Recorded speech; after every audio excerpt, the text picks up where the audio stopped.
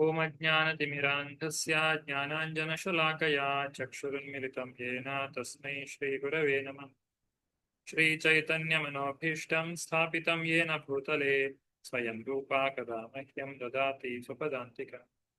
ವಂದೇಹಂ ಶ್ರೀಗುರು ಶ್ರೀಯುತಾಪದಕಮಲಂ ಶ್ರೀಗುರೂನ್ ವೈಷ್ಣವಾಂಶ್ಚ ಶ್ರೀರೂಪಂ ಸಾಗ್ರಜಾತಂ ಸಹಗಣ ರಘುನಾಥಾನ್ವಿತಂ ತಂ ಸಜೀವಂ ಸಾದ್ವೈತಂ ಸಾವಧೂತಂ ಪರಿಜನಸಹಿತಂ ಕೃಷ್ಣ ಚೈತನ್ಯ ದೇವಂ ಶ್ರೀರಾಧಾ ಕೃಷ್ಣ ಪಾದಾನ್ ಸಹಗಣ ಲಲಿತಾ ಶ್ರೀ ವಿಶಾಖಾನ್ವಿತಾಂಶ್ಚ. ಹೇ ಕೃಷ್ಣ ಕರುಣಾ ಸಿಂಧು ದೀನಬಂಧು ಜಗತ್ಪತೆ ಗೋಪೇಶ ಗೋಪಿಕಾ ಕಾಂತ ರಾಧಾಕಾಂತ ನಮಸ್ತುತೆ. ತಪ್ತ ಕಾಂಚನ ಗೌರಾಂಗಿ ರಾಧೆ ವೃಂದಾವನೇಶ್ವರಿ ವೃಷಭಾನುಸುತೆ ದೇವಿ ಪ್ರಣಮಾಮಿ ಪ್ರಿಯೈ. ವಾಂಛಾ ಕಲ್ಪತರುಭ್ಯಶ್ಚ ಕೃಪಾ ಸಿಂಧುಭ್ಯ ಏವ ಚ ಪತಿತಾನಾಂ ಪಾವನೇಭ್ಯೋ ವೈಷ್ಣವೇಭ್ಯೋ ನಮೋ ನಮಃ. ಓಂ ವಿಷ್ಣುಪಾದಾಯ ಕೃಷ್ಣಪ್ರೇಷ್ಠಾಯ ಭೂತಲೆ ಶ್ರೀಮತೆ ಭಕ್ತಿವೇದಾಂತ ಸ್ವಾಮಿನ್ ಇತಿ ನಾಮಿನಿ. ನಮಸ್ತೆ ಸಾರಸ್ವತೆ ದೇವೆ ಗೌರವಾಣಿ ಪ್ರಚಾರಿಣೆ ನಿರ್ವಿಶೇಷ ಶೂನ್ಯವಾದಿ ಪಾಶ್ಚಾತ್ಯ ದೇಶತಾರಿಣಿ. ಜಯ ಶ್ರೀ ಕೃಷ್ಣ ಚೈತನ್ಯ ಪ್ರಭು ನಿತ್ಯಾನಂದ ಶ್ರೀ ಅದ್ವೈತ ಗದಾಧರ ಶ್ರೀವಾಸಾದಿ ಗೌರ ಭಕ್ತವೃಂದ. ಹರೇ ಕೃಷ್ಣ ಕೃಷ್ಣ ಕೃಷ್ಣ ಹರೇ ಹರೇ ಹರೇ ರಾಮ ರಾಮ ರಾಮ ಹರೇ ಹರೇ. ಹರೇ ಕೃಷ್ಣ. ಶ್ರೀಮದ್ ಭಾಗವತದ ಅಧ್ಯಯನಕ್ಕೆ ಎಲ್ರಿಗೂ ಕೂಡ ಸ್ವಾಗತ. ಶ್ರೀಮದ್ ಭಾಗವತದ 3ನೇ ಸ್ಕಂದದಲ್ಲಿ 9ನೇ ಅಧ್ಯಾಯ ಸೃಜನ ಶಕ್ತಿಗಾಗಿ ಬ್ರಹ್ಮನ ಪ್ರಾರ್ಥನೆ. ಇದರ ಮೊದಲ 14 ಶ್ಲೋಕಗಳನ್ನ ನಾವು ಕಳೆದ ವಾರ ನೋಡಿದ್ದೇವೆ. ಈಗ ಮುಂದುವರಿಸ್ತಾ 15ನೇ ಶ್ಲೋಕ 14ನೇ ಶ್ಲೋಕದಲ್ಲಿ ಹೇಗೆ ಬ್ರಹ್ಮದೇವರು ಶ್ರೀಕೃಷ್ಣನ ಕುರಿತಾಗಿ ಪ್ರಾರ್ಥನೆಯನ್ನ ಮಾಡಿದ್ದಾರೆ ಅನ್ನೋದನ್ನ ನಾವು ತಿಳಿದುಕೊಂಡಿದ್ದೇವೆ. ಇಲ್ಲಿ ಮೂಲದಲ್ಲಿ ಬ್ರಹ್ಮದೇವರು ಗರ್ಭೋದಕಶಾಹಿ ವಿಷ್ಣುವಿನ ಕುರಿತಾಗಿ ಪ್ರಾರ್ಥನೆಯನ್ನ ಮಾಡ್ತಾ ಇರುವಂತದ್ದು, ಅವರಿಗೆ ಸ್ತುತಿಯನ್ನ ಅರ್ಪಿಸ್ತಾ ಇರುವಂತದ್ದು. ಆದರೂ ರಾಸಾಯತೆ ನಮ ಇದಂ ಚಕ್ರಮೇಶ್ವರಾಯ ಅನ್ನುವಂತಹ ಮಾತು ಇದು ಶ್ರೀಕೃಷ್ಣನಿಗೆ ಸಂಬಂಧಿಸಿರುವಂಥದ್ದು. ಹಾಗಾಗಿ ಮೂಲ ದೇವೋತ್ತಮ ಪರಮಪುರುಷನಾದಂತಹ ಶ್ರೀಕೃಷ್ಣನ ಕುರಿತಾಗಿ ಇಲ್ಲಿ ಬ್ರಹ್ಮದೇವರು ಪ್ರಾರ್ಥನೆಯನ್ನ ಸಲ್ಲಿಸ್ತಾ ಇದ್ದಾರೆ. ಮುಂದುವರಿಸ್ತಾ 15ನೇ ಶ್ಲೋಕದಲ್ಲಿ ಆ ಭಗವಂತನ ನಾಮದ ಮಹಿಮೆ, ಹರಿನಾಮದ ಮಹಿಮೆಯನ್ನ ಕುರಿತಾಗಿ ಇಲ್ಲಿ ನಮಗೆ ಬ್ರಹ್ಮದೇವರು ತಿಳಿಸಿಕೊಡ್ತಾ ಇದ್ದಾರೆ. ಯಸ್ಯಾವತಾರ ಗುಣಕರ್ಮ ವಿಡಂಬನಾನಿ ನಾಮಾನಿ ಯೇಸು ವಿಗಮೆ ವಿವಶಾ ಗೃಣಂತಿ ತೇನೈಕ ಜನ್ಮ ಶಮಲಂ ಸಹಸೈವ ಹಿತ್ವಾ ಸಂಯಾತ್ಯ ಪಾವೃತಮೃತಂ ತಮಜಂ ಪ್ರಪದ್ಯೆ. ಅನುವಾದ ಓದುವವರು ಕೈ ಮೇಲೆತ್ತಿ. ವಿಶಾಲ್ ಪ್ರಭು. ಹರೇ ಕೃಷ್ಣ. ಹರೇ ಕೃಷ್ಣ ಪ್ರಭುಜಿ ನಾನೇ ಪ್ರಭುಜಿ ಮಗನ್ ಫೋನ್ ಓದು, ಹಂಗಾಗಿ ನನ್ ಫೋನ್ ಸ್ವಲ್ಪ ಪ್ರಾಬ್ಲಮ್ ಆಗಿತ್ತು. ಓದ್ತೀನಿ ಪ್ರಭುಜಿ. ಹರೇ ಕೃಷ್ಣ ಪ್ರಭುಜಿ. ಯಾರ ಅವತಾರಗಳು, ಗುಣಗಳು ಮತ್ತು ಕಾರ್ಯಗಳು, ಲೌಕಿಕ ವ್ಯವಹಾರಗಳ ಗೂಢ ಅನುಕರಣಗಳು ಅವನ ಪಾದಕಮಲಗಳ ಆಶ್ರಯವನ್ನು ಪಡೆಯುವೆನು. ಪ್ರಾಣೋತ್ಕ್ರಮಣ ಕಾಲದಲ್ಲಿ ತಿಳಿಯದೆಯಾದರೂ ಅವನ ದಿವ್ಯ ನಾಮಗಳನ್ನು ಉಚ್ಚರಿಸುವವನು ಅನೇಕ ಜನ್ಮಗಳಲ್ಲಿ ಮಾಡಿದ ಪಾಪಗಳನ್ನು ನಿಶ್ಚಯವಾಗಿಯೂ ತೊಳೆದುಕೊಳ್ಳುವನು ಮತ್ತು ತಪ್ಪದೆಯೇ ಭಗವತ್ ಪ್ರಾಪ್ತಿ ಮಾಡಿಕೊಳ್ಳುವನು. ಹರೇ ಕೃಷ್ಣ ಪ್ರಭುಜಿ. ಹರೇ ಕೃಷ್ಣ. ಶ್ರೀಮದ್ ಭಾಗವತದಲ್ಲಿ ನಮಗೆ ಯಾವ ವಿಚಾರಗಳನ್ನ ತಿಳಿಸಿಕೊಟ್ಟಿದ್ದಾರೋ ಅವುಗಳನ್ನ ನಾವು ಶ್ರದ್ಧೆಯಿಂದ ಸ್ವೀಕರಿಸಬೇಕು. ಇಲ್ಲಿ ಬ್ರಹ್ಮದೇವರೇ ಹೇಳ್ತಾ ಇದ್ದಾರೆ, ಆ ಭಗವಂತನ ಅವತಾರ, ಗುಣ, ಕಾರ್ಯಗಳ ಇತ್ಯಾದಿ ವಿಚಾರಗಳ ಬಗ್ಗೆ ಯಾರು ಆಶ್ರಯವನ್ನ ಪಡೆಯುತ್ತಾರೆ ಅವರು ಎಲ್ಲ ಆ ಜನ್ಮಾಂತರಗಳಲ್ಲಿ ಮಾಡಿರುವಂತಹ ಎಲ್ಲಾ ಪಾಪಗಳನ್ನು ಕೂಡ ತೊಳೆದುಕೊಳ್ತಾರೆ ಮತ್ತು ಭಗವಂತನ ಧಾಮಕ್ಕೆ ಹೋಗ್ಲಿಕ್ಕೆ ಸಾಧ್ಯವಾಗ್ತದೆ ಅನ್ನುವಂತಹ ಮಾತನ್ನ ಹೇಳ್ತಾ ಇದ್ದಾರೆ. ಅಂದ್ರೆ ಆ ಭಗವಂತನ ಆ ಒಂದು ನಾಮದ ಬಲ, ಆ ನಾಮದ ಮಹಿಮೆ ಎಂಥದ್ದು ಅನ್ನೋದನ್ನ ನಾವು ಇಲ್ಲಿ ತಿಳಿದುಕೊಳ್ಳಬಹುದು. ಪ್ರಾಣೋತ್ಕ್ರಮಣ ಕಾಲದಲ್ಲಿ ಅಂತ ಹೇಳ್ತಾರೆ. ಅಂದ್ರೆ ನಾವು ಅಂತಕಾಲೇಚ ಮಾಮೇವ, ಈ ಶರೀರವನ್ನ ತ್ಯಾಗ ಮಾಡುವಂತಹ ಸಂದರ್ಭದಲ್ಲಿ ಯಾವ ರೀತಿಯಾದಂತಹ ಮನಸ್ಥಿತಿ ನಮಗಿರುತ್ತದೋ ಅದಕ್ಕೆ ಸರಿಯಾಗಿ ನಾವು ಮುಂದಿನ ಜನ್ಮದಲ್ಲಿ ಇನ್ನೊಂದು ಶರೀರವನ್ನ ಸ್ವೀಕಾರ ಮಾಡ್ತೇವೆ. ಹಾಗಾದ್ರೆ ಆ ಪ್ರಾಣೋತ್ಕ್ರಮಣ ಕಾಲದಲ್ಲಿ ನಮಗೆ ಭಗವಂತನ ಸ್ಮರಣೆ ಬರದೇ ಇದ್ರೆ ನಾವು ಹೇಗೆ ಆ ಭಗವಂತನ ಧಾಮಕ್ಕೆ ಹೋಗ್ಲಿಕ್ಕೆ ಸಾಧ್ಯವಾಗ್ತದೆ?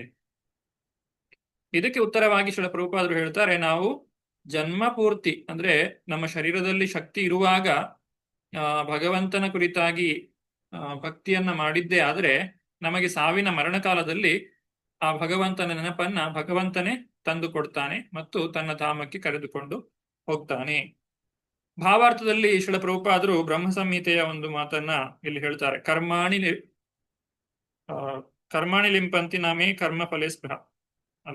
ಇದು ಶ್ರೀಕೃಷ್ಣ ಭಗವದ್ಗೀತೆಯಲ್ಲಿ ಹೇಳಿರುವಂತಹ ಮಾತು, 4ನೇ ಅಧ್ಯಾಯದ 14ನೇ ಶ್ಲೋಕ. ನಮಾಂ ಕರ್ಮಾಣಿ ಲಿಂಪಂತಿ ನಮೇ ಕರ್ಮ ಫಲ ಸ್ಪೃಹ. ಭಗವಂತನಿಗೆ ಯಾವುದೇ ಒಂದು ಕರ್ಮದ ಬಂಧನ ಇಲ್ಲ. ಹಾಗೂ ಭಗವಂತನಿಗೆ ಕರ್ಮದ ಬಂಧನ ಇಲ್ಲ ಅಂತ ಹೇಳಿ ಯಾರು ತಿಳ್ಕೊಳ್ತಾರೋ, ಅರ್ಥ ಮಾಡಿಕೊಳ್ತಾರೋ, ಅವರು ಕೂಡ ಕರ್ಮ ಬಂಧನವನ್ನ ಹೊಂದುವುದಿಲ್ಲ. ಹಾಗೆ ಬ್ರಹ್ಮ ಸಂಹಿತೆಯಲ್ಲಿ ಹೇಳಿರುವಂತಹ ಮಾತು, ಕರ್ಮಾಣಿ ಈ ಭಕ್ತಿಯನ್ನ ಯಾರು ಮಾಡ್ತಾರೆ, ಯಸ್ತ್ವಿಂದ್ರ ಗೋಪಂ ಅಥವೇಂದ್ರ ಮಹೋಸ್ವ ಕರ್ಮ ಬಂಧಾನುರೂಪ ಫಲಭಾಜನ ಮಾತನೋತಿ ಕರ್ಮಾಣಿ ನಿರ್ದಹತಿ ಕಿಂತು ಚ ಭಕ್ತಿ ಭಾಜ ಗೋವಿಂದ ಮಾದಿ ಪುರುಷಂ ತಮಹಂ ಭಜಾಮಿ.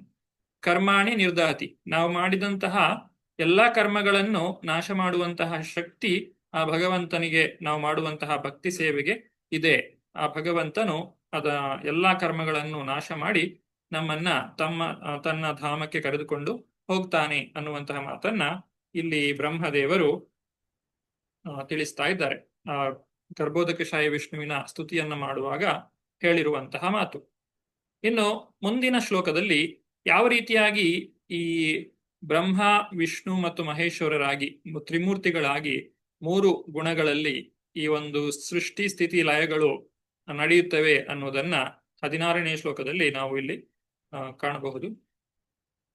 ಯೋ ವಾ ಅಹಂ ಚ ಗಿರಿಶಶ್ಚ ವಿಭು ಸ್ವಯಂ ಚ ಸ್ಥಿತ್ಯುದ್ಭವ ಪ್ರಲಯ ಹೇತವ ಆತ್ಮಮೂಲಂ ಚಿತ್ವಾ ತ್ರಿಪಾತ್ವನ್ ಪೃಥ ಏಕ ಉರು ಪ್ರರೋಹ ತಸ್ಮೈ ನಮೋ ಭಗವತೆ ಭುವನದ್ರುಮಾಯ. ಇದು ಬ್ರಹ್ಮದೇವರು ಭಗವಂತನ ಕುರಿತಾಗಿ ಮಾಡ್ತಾ ಇರುವಂತಹ ಸ್ತುತಿ ಆಗಿರೋದ್ರಿಂದ ಇಲ್ಲಿ ಪ್ರತಿಯೊಂದು ಶ್ಲೋಕದ ಕೊನೆಗೆ ಕೂಡ ನಮಸ್ತೆ ನಮಃ ಅನ್ನುವಂತಹ ಮಾತು ಬರುವುದನ್ನ ನಾವು ಇಲ್ಲಿ ಕಾಣಬಹುದು. ಅನುವಾದವನ್ನ ಯಾರಾದ್ರೂ ಓದ್ತೀರಾ? ಚಂದ್ರಿಕಾ ಮಾತಾಜಿ, ನೀವೇ ಓದಿ. ಪ್ರಭುಜಿ. ನೀನು ಗ್ರಹವ್ಯೂಹಗಳೆಂಬ ವೃಕ್ಷದ ಪ್ರಧಾನ ಮೂಲನಾಗಿರುವೆ. ಈ ವೃಕ್ಷವು ಮೊದಲು ಭೌತ ಪ್ರಕೃತಿಯನ್ನು ಭೇದಿಸಿಕೊಂಡು ಸೃಷ್ಟಿಗಾಗಿ ನಾನು, ಪಾಲನೆಗಾಗಿ ಸರ್ವಶಕ್ತನಾದ ನೀನು ಮತ್ತು ಲಯಕ್ಕಾಗಿ ಶಿವ ಎಂಬ 3 ಕಾಂಡಗಳಾಗಿ ಬೆಳೆದಿರುತ್ತದೆ. ಮತ್ತು ನಾವು ಮೂವರು ಎಷ್ಟೋ ಕೊಂಬೆಗಳಾಗಿ ಬೆಳೆದಿರುತ್ತೇವೆ. ಆದುದರಿಂದ ನಾನು ವಿಶ್ವ ಸೃಷ್ಟಿಯ ವೃಕ್ಷವಾಗಿರುವ ನಿನಗೆ ನಮಸ್ಕಾರವನ್ನು ಸಲ್ಲಿಸುತ್ತೇನೆ. ಹರೇ ಕೃಷ್ಣ ಪ್ರಭುಜಿ. ಹರೇ ಕೃಷ್ಣ. ಇಲ್ಲಿ ಬ್ರಹ್ಮನಿಗೆ ಮೂಲ ಯಾರು ಅಂತ ಕೇಳಿದ್ರೆ ಗರ್ಭೋದಕಶಾಹಿ ವಿಷ್ಣು. ಇನ್ನು ಈ ಲಯಕರ್ತನಾದಂತಹ ಶಿವನ ಒಂದು ಅವತಾರ, ಶಿವನ ಆವಿರ್ಭಾವ ಹೇಗೆ ಆಗ್ತದೆ ಅನ್ನೋದನ್ನ ನಾವು ಮುಂದಕ್ಕೆ ಕಾಣ್ಲಿಕ್ಕಿದ್ದೇವೆ.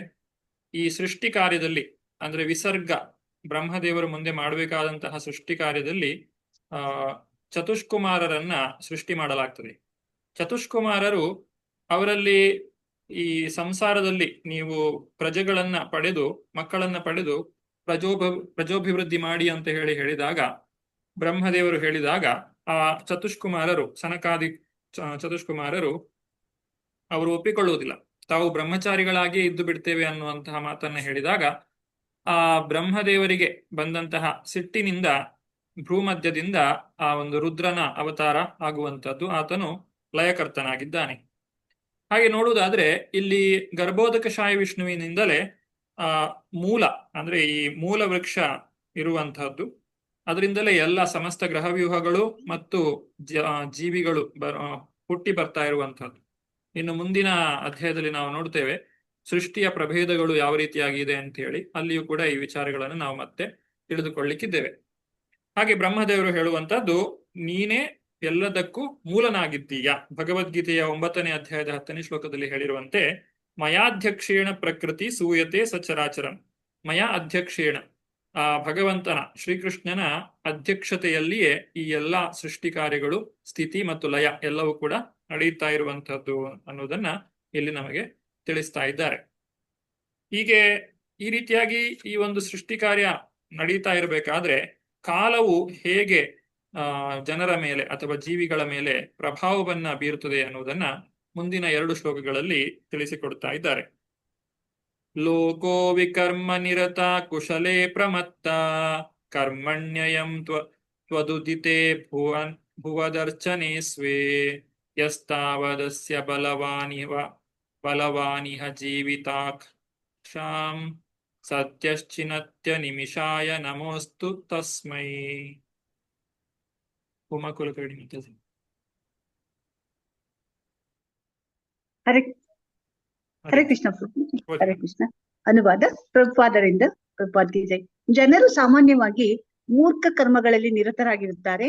ಅವರ ಮಾರ್ಗದರ್ಶನಕ್ಕಾಗಿ ನೀನು ನೇರವಾಗಿ ಸಾರಿರುವ ನಿಜವಾದ ಕಲ್ಯಾಣಕರ ಕಾರ್ಯಗಳಲ್ಲಿ ಅವರು ನಿರತರಾಗುವುದಿಲ್ಲ. ಮೂರ್ಖ ಕಾರ್ಯದಲ್ಲಿ ಅವರ ಪ್ರವೃತ್ತಿಯು ಪ್ರಬಲವಾಗಿರುವವರೆಗೆ ಅಸ್ತಿತ್ವಕ್ಕಾಗಿ ನಡೆಸುವ ಅವರ ಹೋರಾಟದ ಎಲ್ಲಾ ಯೋಜನೆಗಳು ಛಿದ್ರವಾಗುವು.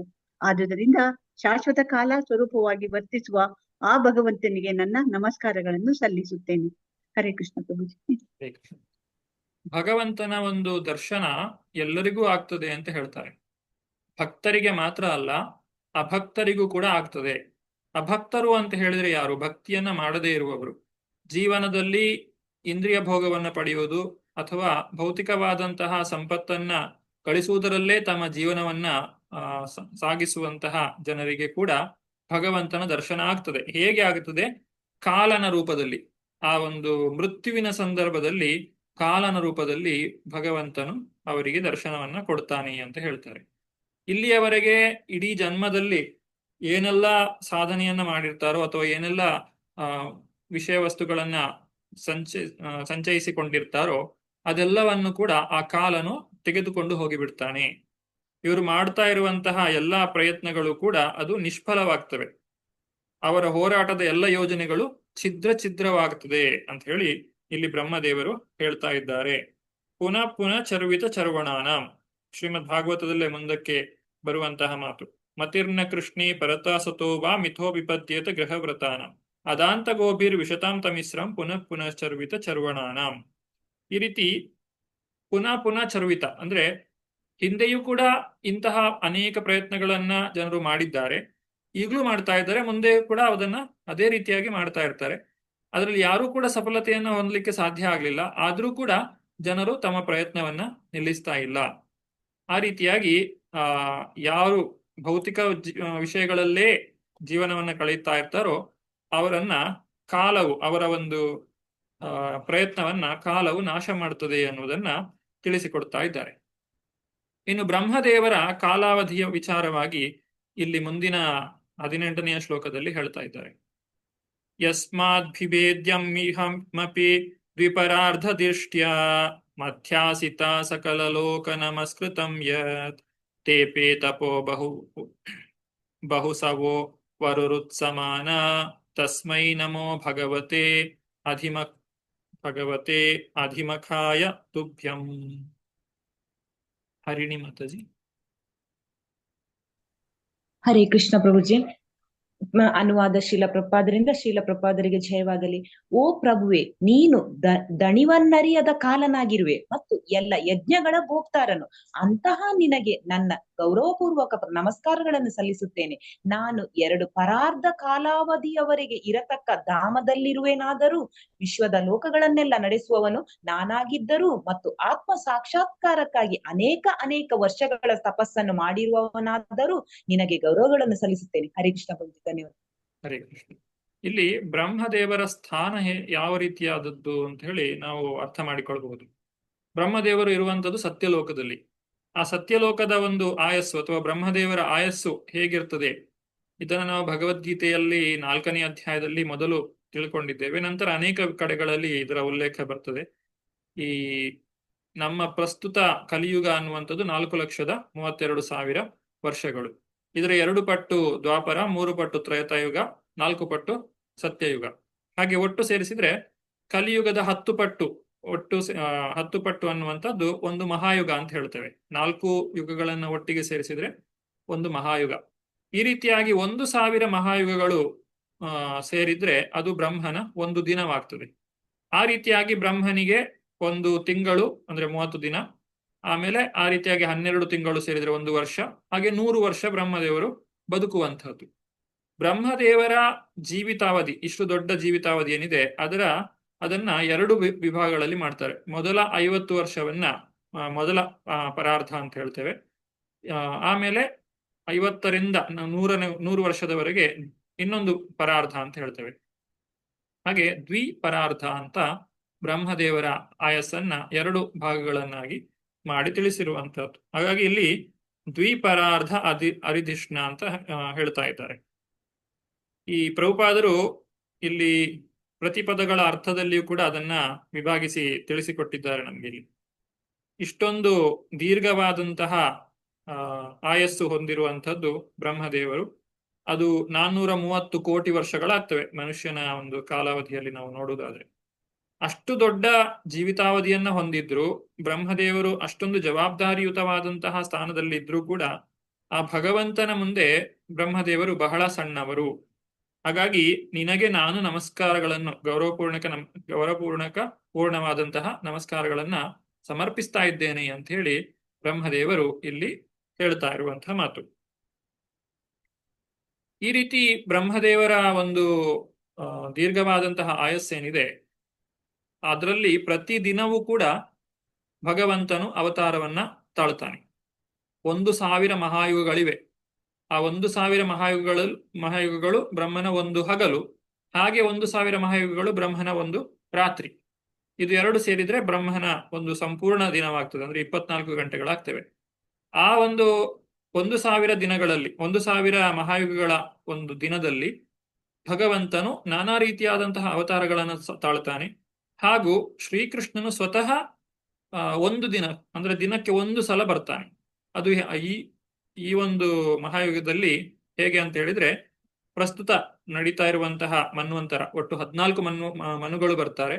14 ಮನ್ವಂತರಗಳಿವೆ. ಮೊದಲನೆಯ ಮನ್ವಂತರ ಸ್ವಯಂಭುವ ಮನ್ವಂತರ. ಈಗ ನಡೀತಾ ಇರುವಂತದ್ದು ವೈವಸ್ವತ ಮನ್ವಂತರ. ಒಂದು ಮನ್ವಂತರದಲ್ಲಿ ನಮಗೆ 71 ಮಹಾಯುಗಗಳು ಸಿಗ್ತವೆ. ನಾವು 1000ನ್ನ 14ರಿಂದ ಭಾಗಿಸಿದ್ರೆ 71 ಬರ್ತದೆ. ಆ 71 ಮಹಾಯುಗಗಳಲ್ಲಿ ಈಗಿನ ಪ್ರಸ್ತುತ ಈ ನಮ್ಮ ಮನ್ವಂತರ ಏನಿದೆ ಅದರಲ್ಲಿ ಮೊದಲ 27 ಮಹಾಯುಗಗಳು ಕಳೆದು ಹೋಗಿವೆ. ಈಗ 28ನೆಯ ಮಹಾಯುಗ ನಡೆಯುತ್ತಾ ಇದೆ. 28ನೇ ಮಹಾಯುಗದಲ್ಲಿಯೂ ಸತ್ಯಯುಗ, ತ್ರೇತಾಯುಗ, ದ್ವಾಪರಯುಗ ಕಳೆದು ಈಗ ಕಲಿಯುಗ ನಡೀತಾ ಇರುವಂತಹದ್ದು. ಈ 28ನೇ ಮಹಾಯುಗದಲ್ಲಿ ಬರುವಂತಹ ದ್ವಾಪರದಲ್ಲಿ ಶ್ರೀಕೃಷ್ಣನು ತಾನೇ ಸ್ವತಃ ಅವತಾರವನ್ನ, ಅಥವಾ ಭಗವಂತನೇ ಸ್ವಯಂ ಭಗವಾನ್ ಆತನು ಬರುವಂತಹದ್ದು ಅನ್ನೋದನ್ನ ನಾವು ಶ್ರೀಮದ್ ಭಾಗವತದಿಂದ ತಿಳಿದುಕೊಳ್ಳಬಹುದು. ಈ ರೀತಿ ಭಗವಂತನ ಅವತಾರಗಳನ್ನ ಇಲ್ಲಿ ಅವತಾರಗಳ ಕುರಿತಾಗಿ 19ನೆಯ ಶ್ಲೋಕದಲ್ಲಿ ನಮಗೆ ತಿಳಿಸಿಕೊಡ್ತಾ ಇದ್ದಾರೆ. ತಿರ್ಯಕ್ ಮನುಷ್ಯ ವಿಬುಧಾದಿಷು ಜೀವಯೋನಿ,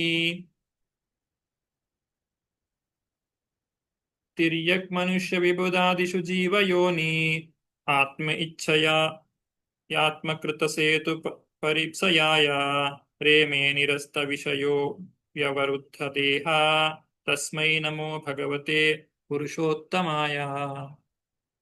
ಚಂದ್ರಿಕಾ ಮಾತಾಜಿ. ಹರೇ ಕೃಷ್ಣ ಪ್ರಭುಜಿ.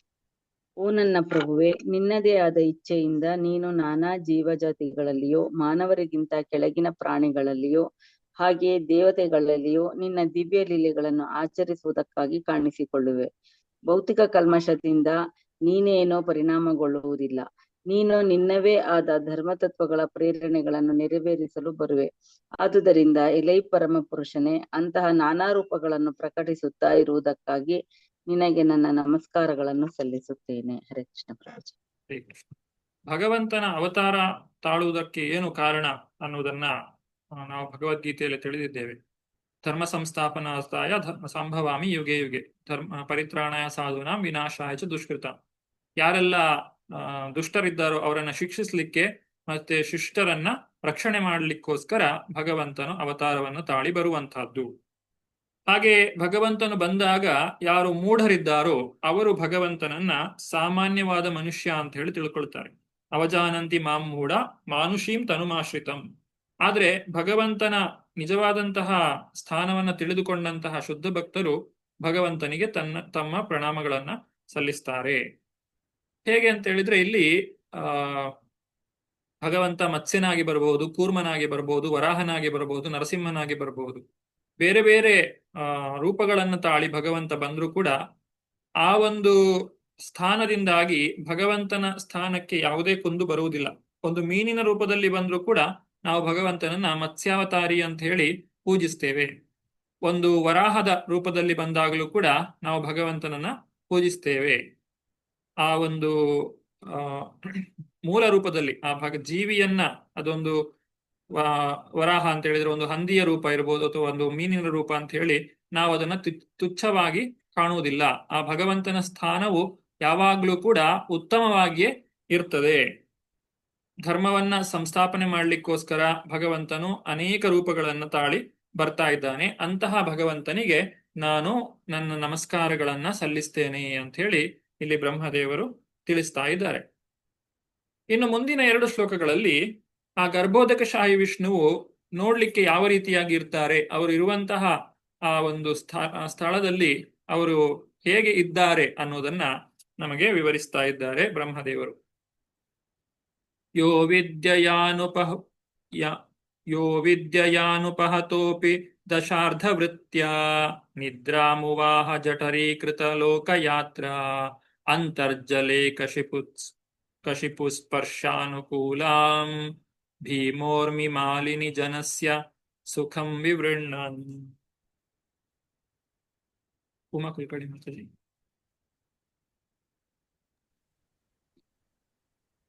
ಹರೇ ಕೃಷ್ಣ ಪ್ರಭುಜಿ. ಹರೇ ಕೃಷ್ಣ. ಅನುವಾದ ಪ್ರಭುಪಾದರಿಂದ ಪ್ರಭುಪಾದ್ಗಿದೆ. ನನ್ನ ಪ್ರಭುವೆ, ನೀನು ಭಯಂಕರವಾದ ಅಲೆಗಳಿರುವ ಪ್ರಳಯ ಸಮುದ್ರದ ನೀರಿನಲ್ಲಿ ನಿದ್ದೆ ಮಾಡುವ ಆನಂದವನ್ನು ಸ್ವೀಕರಿಸುವೆ. ಬುದ್ಧಿವಂತರಾದ ವ್ಯಕ್ತಿಗಳಿಗೆ ನಿನ್ನ ನಿದ್ರಾನಂದವನ್ನು ತೋರಿಸುತ್ತಾ ಹಾವಿನ ಹಾಸಿಗೆಯಲ್ಲಿ ಆನಂದ ಪಡುವೆ. ಅದೇ ವೇಳೆಗೆ ವಿಶ್ವದ ಸಕಲ ಲೋಕಗಳು ನಿನ್ನ ಉದರದಲ್ಲಿರುತ್ತವೆ. ಹರೇ ಕೃಷ್ಣ ಪ್ರಭುಜಿ. ಹರೇ ಕೃಷ್ಣ. ಅಹಿ ಕಶಿಪು, ಅಹಿ ಅಂತ ಹೇಳಿದ್ರೆ ಹಾವು, ಕಶಿಪು ಅಂತ ಹೇಳಿದ್ರೆ ಭಗವಂತನು ಮಲಗಲಿಕ್ಕೆ ಪಡೆದಿರುವಂತಹ ಹಾಸಿಗೆ. ಆ ಆದಿಶೇಷನೆಂಬ ಹಾಸಿಗೆಯ ಮೇಲೆ ಭಗವಂತನು ಪವಡಿಸಿದ್ದಾನೆ, ಭಗವಂತನು ಮಲಗಿದ್ದಾನೆ. ಅಂತಹ ನಿದ್ರೆಯಲ್ಲಿರುವಂತಹ ಭಗವಂತನನ್ನ ಇಲ್ಲಿ ಬ್ರಹ್ಮದೇವರು ಎಬ್ಬಿಸ್ತಾ ಇದ್ದಾರೆ. ಈಗ ನಮ್ಮ ದಿನ ಯಾವ ರೀತಿಯಾಗಿ ಪ್ರಾರಂಭ ಆಗುತ್ತದೆ, ದಿನದ ಪ್ರಾರಂಭದಲ್ಲಿ ನಾವು ಹೇಗೆ ಭಗವಂತನಿಗೆ ಮಂಗಳಾರತಿಯನ್ನ ಮಾಡ್ತೇವೋ ಹಾಗೆ ಇದು ಆ ಭಗವಂತನಿಗೆ ಬ್ರಹ್ಮದೇವರು ಮಂಗಳಾರತಿಯನ್ನ ಮಾಡುವಂತಹ ಒಂದು ಸಂದರ್ಭವಾಗಿದೆ. ಭಗವಂತನನ್ನ ಎಬ್ಬಿಸಿ ಆತನಿಗೆ ಆರತಿಯನ್ನ ಬೆಳಗುವಂತಹ ಒಂದು ಸನ್ನಿವೇಶವನ್ನ ಇಲ್ಲಿ ತಿಳಿಸ್ತಾ ಇದ್ದಾರೆ. ಮುಂದುವರಿಸ್ತಾ ಬ್ರಹ್ಮದೇವರು ಹೇಳ್ತಾರೆ, ಯನ್ನಾಭಿಪದ್ಮ ಭವನಾದಹಮ ಸಮೀಡ್ಯ ಲೋಕತ್ರಯೋಪಕರಣೋ ಯದನುಗ್ರಹೇಣ ತಸ್ಮೈ ನಮಸ್ತ ಉದರಸ್ಥ ಭವಾಯ ಯೋಗ ನಿದ್ರಾವಸಾನ ವಿಕಸನ್ನಲಿನಿ ಕ್ಷಣಾಯ. ಹರಿಣಿ ಮಾತಾಜಿ. ಹರೇ ಕೃಷ್ಣ ಪ್ರಭುಜಿ. ಅನುವಾದ ಶೀಲ ಪ್ರಪಾದರಿಂದ ಶೀಲ ಪ್ರಪಾದರಿಗೆ ಜಯವಾಗಲಿ. ಓ ನನ್ನ ಆರಾಧ್ಯನೆ, ನಾನು ವಿಶ್ವದ ಸೃಷ್ಟಿಗಾಗಿ ನಿನ್ನ ಕರುಣೆಯಿಂದ ನಿನ್ನ ನಾಭಿ ಕಮಲವೆಂಬ ಮನೆಯಿಂದ ಜನಿಸಿರುತ್ತೇನೆ. ನೀನು ನಿದ್ರೆಯ ಸುಖದಲ್ಲಿದ್ದಾಗ ವಿಶ್ವದ ಈ ಲೋಕಗಳೆಲ್ಲವೂ ನಿನ್ನ ದಿವ್ಯವಾದ ಉದರದಲ್ಲಿ ನೆಲೆಯಾಗಿದ್ದವು.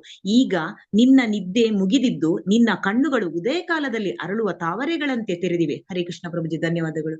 ಹರೇ ಕೃಷ್ಣ. ಭಾವಾರ್ಥದಲ್ಲಿ ಶಿಲ ಪ್ರಭುಪಾದರು ಬರೀತಾರೆ, ಹೇಗೆ ನಾವು ಭಕ್ತರಾದವರು ಈ ಬೆಳಗ್ಗೆ 4 ಗಂಟೆಯಿಂದ ಪ್ರಾರಂಭಿಸಿ ರಾತ್ರಿಯ 10 ಗಂಟೆಯವರೆಗೆ ಭಗವಂತನ ನಾನಾ ಅರ್ಚನಾ ವಿಧಾನಗಳನ್ನ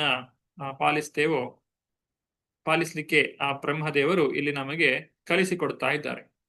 ಬ್ರಹ್ಮದೇವರು ಅಂತ ಹೇಳಿದ್ರೆ ಈ ಸಮಸ್ತ ಸೃಷ್ಟಿಯಲ್ಲಿ ಶ್ರೇಷ್ಠವಾದಂತಹ ಸ್ಥಾನದಲ್ಲಿ ಇರುವಂತಹವರು. ಬ್ರಹ್ಮ ಪದವಿ ಅನ್ನುವಂಥದ್ದು ಅತ್ಯಂತ ಶ್ರೇಷ್ಠವಾದಂತಹ ಪದವಿ. ಅದು ಇಂದ್ರ ಪದವಿಗಿಂತಲೂ ದೊಡ್ಡದು ಅಥವಾ ಬೇರೆ ಇನ್ಯಾವುದೇ ಪದವಿಗಿಂತಲೂ ಅತ್ಯಂತ ಶ್ರೇಷ್ಠವಾದಂತಹ ಪದವಿಯಲ್ಲಿರುವಂತಹ ಬ್ರಹ್ಮದೇವರು. ನಾವು ಸಾಮಾನ್ಯವಾಗಿ ಸಮಾಜದಲ್ಲಿ ಒಬ್ಬ ವ್ಯಕ್ತಿ ಒಂದು ಘನವಾದಂತಹ ಸ್ಥಾನದಲ್ಲಿ ಇದ್ದಾರೆ ಅಂತ ಹೇಳಿದ್ರೆ ಅವರಿಗೆ ಸಮಯಾವಕಾಶ ಬಹಳ ಕಡಿಮೆ ಇರ್ತದೆ, ಬಹಳಷ್ಟು ಜವಾಬ್ದಾರಿಗಳನ್ನು ಅವರು ನಿಭಾಯಿಸಬೇಕಾಗ್ತದೆ. ಹಾಗಿದ್ದಾಗ ಬ್ರಹ್ಮದೇವರು ಇನ್ನೆಷ್ಟೋ ತಮ್ಮ ಒಂದು ಕಾರ್ಯಗಳಲ್ಲಿ ಮಗ್ನರಾಗಿರ್ತಾರೆ ಅನ್ನೋದನ್ನ ನಾವು ಊಹಿಸಬಹುದು. ಅಂತಹ ಬ್ರಹ್ಮದೇವರೇ ಭಗವಂತನ ಒಂದು ಅರ್ಚನೆಯನ್ನ ಮಾಡ್ತಾರೆ. ಬ್ರಹ್ಮದೇವರು ಭಗವಂತನ ಕುರಿತಾಗಿ ಅವರು ಪ್ರಾರ್ಥನೆಯನ್ನ ಮಾಡ್ತಾರೆ, ಸ್ತುತಿಗಳನ್ನ ಮಾಡ್ತಾ ಇದ್ದಾರೆ ಅಂತ ಹೇಳಿದ್ರೆ ಅದರಿಂದ ನಾವು ಕೂಡ ಪಾಠವನ್ನ ಕಲಿಯಬೇಕು. ಭಗವಂತನ ಭಕ್ತಿ ಸೇವೆಯನ್ನ ಮಾಡುವಂತಹದ್ದು ನಮ್ಮೆಲ್ಲರ ಕರ್ತವ್ಯವಾಗಿದೆ. ಇನ್ನು 22ರಿಂದ 25ನೇ ಶ್ಲೋಕದವರೆಗೆ ಬ್ರಹ್ಮದೇವರು ಭಗವಂತನಲ್ಲಿ ವಿನಂತಿಯನ್ನ ಮಾಡಿಕೊಳ್ತಾ ಇದ್ದಾರೆ. ಈಗ ಇನ್ನು ಮುಂದಕ್ಕೆ ನಡೀಬೇಕಾಗಿರುವಂತಹ ಈ ಸೃಷ್ಟಿ ಕಾರ್ಯ ಏನಿದೆ ಅದರಲ್ಲಿ ನನಗೆ ಸಹಾಯವನ್ನ ನೀಡು ಅಂತ ಹೇಳಿ ಬ್ರಹ್ಮದೇವರು ಭಗವಂತನಲ್ಲಿ ಪ್ರಾರ್ಥನೆಯನ್ನ ಮಾಡಿಕೊಳ್ಳುವಂತಹದ್ದು. ಹಾಗೂ ಒಬ್ಬ ವ್ಯಕ್ತಿ ಭೌತಿಕವಾದಂತಹ ಕಾರ್ಯಗಳನ್ನು ಸಾಧಿಸಲಿಕ್ಕೆ ಹೋದಾಗ ಆತನು ಪತನವನ್ನ ಹೊಂದಬಹುದಾದಂತಹ ಸನ್ನಿವೇಶಗಳು ಯಾವುದೆಲ್ಲ ಇರಬಹುದು ಅನ್ನುವುದನ್ನು ಕೂಡ ಇಲ್ಲಿ ಬ್ರಹ್ಮದೇವರು ತಮ್ಮ ಮಾತುಗಳಲ್ಲಿ ತಿಳಿಸಿಕೊಡ್ತಾ ಇದ್ದಾರೆ. 22ನೇ ಶ್ಲೋಕ. ಸೋಯಂ ಸಮಸ್ತ ಜಗತಾಂ ಸುಹೃದೇಕ ಆತ್ಮ ಸತ್ವೇನ ಯನ್ಮೃಡವ್ಯತೆ ಭಗವಾನ್ ಭಗೇನ ತೇನೈವ ಮೇ ದೃಶತಾತ್ಯತಾಹಂ ಸೃಕ್ಷ್ಯಾಮಿ ಪೂರ್ವವದಿದಂ ಪ್ರಣತ ಪ್ರಿಯೋಸೌ. ಚಂದ್ರಿಕಾ ಮಾತಾಡಿ. ಹರೇ ಕೃಷ್ಣ ಪ್ರಭುಜಿ. ಪರಮಪ್ರಭು ನನ್ನ ಕಡೆಗೆ ದಯಾಮಯನಾಗಲಿ. ಅವನೊಬ್ಬನೇ ಈ ಜಗತ್ತಿನಲ್ಲಿ ಎಲ್ಲಾ ಜೀವಿಗಳ ಮಿತ್ರನು ಮತ್ತು ಆತ್ಮನು. ಅವನು ಎಲ್ಲರ ಅಂತಿಮ ಸುಖಕ್ಕಾಗಿ ತನ್ನ ದಿವ್ಯವಾದ ಷಡೈಶ್ವರ್ಯಗಳಿಂದ ಅವರನ್ನು ಪೋಷಿಸುವನು. ಅವನು ನನ್ನ ಭಾಗಕ್ಕೆ ದಯಾಮಯನಾಗಲಿ. ಆದ್ದರಿಂದ ನಾನು ಹಿಂದಿನಂತೆ ಸೃಷ್ಟಿ ಕಾರ್ಯ ಮಾಡುವ ಅಂತರ್ದೃಷ್ಟಿ ಶಕ್ತಿಯುಳ್ಳವನಾಗುವೆನು, ಏಕೆಂದರೆ ನಾನು ಕೂಡ ಭಗವಂತನಿಗೆ ಪ್ರಿಯರಾದ ಶರಣಾಗತ ಆತ್ಮರಲ್ಲಿ ಒಬ್ಬನಾಗಿರುವೆನು. ಹರೇ ಕೃಷ್ಣ. ಹರೇ ಕೃಷ್ಣ. ಇಲ್ಲಿ ಒಂದು ಸೃಷ್ಟಿ ನಡೆದ ಮೇಲೆ ಬ್ರಹ್ಮದೇವರ ದಿನದ ಅಂತ್ಯವಾದಾಗ ಪ್ರಳಯ ಉಂಟಾಗ್ತದೆ ಮತ್ತು ಅಲ್ಲಿದ್ದಂತಹ ಜೀವಿಗಳನ್ನೆಲ್ಲ ಆ ಗರ್ಭೋದಕ ಶಾಹಿಯ ಒಂದು ಶರೀರದಲ್ಲಿ ಇಡಲಾಗ್ತದೆ. ಸೂಕ್ಷ್ಮ ಶರೀರದ ಜೊತೆಗೆ ಅವರು ಇರ್ತಾರೆ. ನಂತರದ ದಿನದಲ್ಲಿ ಬ್ರಹ್ಮದೇವರ ಒಂದು ದಿನವು ಪ್ರಾರಂಭವಾದಾಗ ಮತ್ತೆ ಸೃಷ್ಟಿ ಕಾರ್ಯವು ಪ್ರಾರಂಭ ಆಗುವಂತಹದ್ದು. ಅಂತಹ ಜೀವಿಗಳಿಗೆ ಇನ್ನೊಂದು ಅವಕಾಶವನ್ನ ಕೊಡುವಂತಹ ಉದ್ದೇಶದಿಂದ ಈ ರೀತಿ ಮಾಡಲಾಗ್ತದೆ. ಹಾಗಾಗಿ ಇಲ್ಲಿ ಬ್ರಹ್ಮದೇವರು ಹೇಳುವಂತೆ, ನಾನು ಹಿಂದಿನಂತೆ ಸೃಷ್ಟಿ ಕಾರ್ಯ ಮಾಡುವ ಅಂತರ್ದೃಷ್ಟಿ ಶಕ್ತಿಯುಳ್ಳವನಾಗುವೆನು. ಅಂದ್ರೆ ಈ ಹಿಂದಿನ ದಿನದಲ್ಲಿ ಬ್ರಹ್ಮದೇವರು ಸೃಷ್ಟಿ ಕಾರ್ಯವನ್ನ ಮಾಡಿದ್ದಾರೆ. ಇನ್ನು ಇವತ್ತಿನ ದಿನ ಅಂದ್ರೆ ಈಗ ಮತ್ತೆ ಆ ಸೃಷ್ಟಿ ಕಾರ್ಯವನ್ನ ಪ್ರಾರಂಭಿಸ್ಲಿಕ್ಕೆ ನಿಮ್ಮ ಆಶೀರ್ವಾದವನ್ನ ಕೊಡಿ ಅಂತೇಳಿ ಭಗವಂತನಲ್ಲಿ ಪ್ರಾರ್ಥನೆಯನ್ನ ಮಾಡಿಕೊಳ್ತಾ ಇರುವಂತಹದ್ದು. ಏಷ ಪ್ರಪನ್ನ ವರದೋ ರಮಯಾತ್ಮ ಶಕ್ತ್ಯ ಯದ್ಯದ್ ಕರಿಷ್ಯತಿ ಗೃಹಿತ ಗುಣಾವತಾರ ತಸ್ಮಿನ್ ಸ್ವವಿಕ್ರಮಮಿದಂ ಸ್ವಜತೋಪಿ ಚೇತೋ ಯುಂಜೀತ ಕರ್ಮ ಶಮಲಂ ಚ ಯಥಾ ವಿಜಹ್ಯಾಂ. ಉಮಾ ಮಾತಾಜಿ.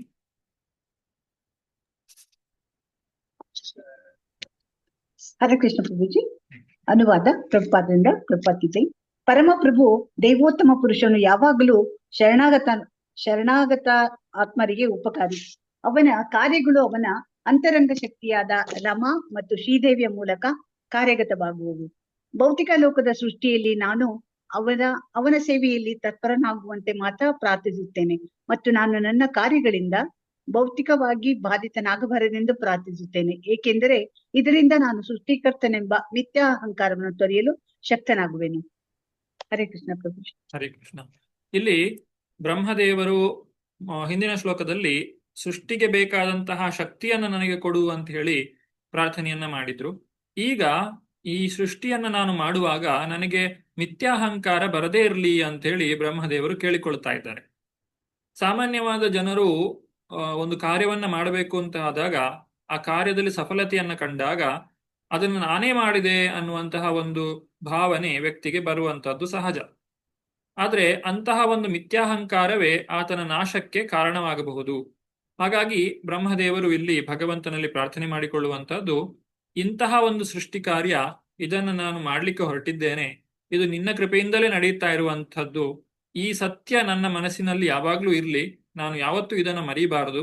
ಇದನ್ನೆಲ್ಲ ನಾನೇ ಮಾಡ್ತಾ ಇದ್ದೇನೆ ಅಂತ ಹೇಳಿ ತಿಳ್ಕೊಳ್ಳುವಂತಹ ತಪ್ಪನ್ನ ನಾನು ಮಾಡದೇ ಇರುವಂತೆ ನೀನು ನನ್ನ ರಕ್ಷಣೆ ಮಾಡು ಅಂತೇಳಿ ಬ್ರಹ್ಮದೇವರು ಭಗವಂತನಲ್ಲಿ ಪ್ರಾರ್ಥನೆಯನ್ನ ಮಾಡ್ತಾ ಇರುವಂತಹದ್ದು. ಯಾಕಂದ್ರೆ ನಾವು ಭಗವಂತನನ್ನ ಮರೆತು ಬಿಡ್ತೇವೆ ಯಶಸ್ಸಿನಲ್ಲಿ. ನಮ್ಮ ಕಾರ್ಯದಲ್ಲಿ ನಾವು ಯಶಸ್ಸನ್ನ ಪಡೆದಾಗ ಏನಾದ್ರೂ ಸಮಸ್ಯೆ ಬಂದಾಗ ನಮಗೆ ಭಗವಂತನ ನೆನಪು ಉಂಟಾಗುತ್ತದೆ. ಅದನ್ನ ಬ್ರಹ್ಮದೇವರು ತನ್ನ ಉದಾಹರಣೆಯ ಮುಖಾಂತರವಾಗಿ ನಮಗೆ ತಿಳಿಸಿಕೊಡ್ತಾ ಇರುವಂತಹದ್ದು.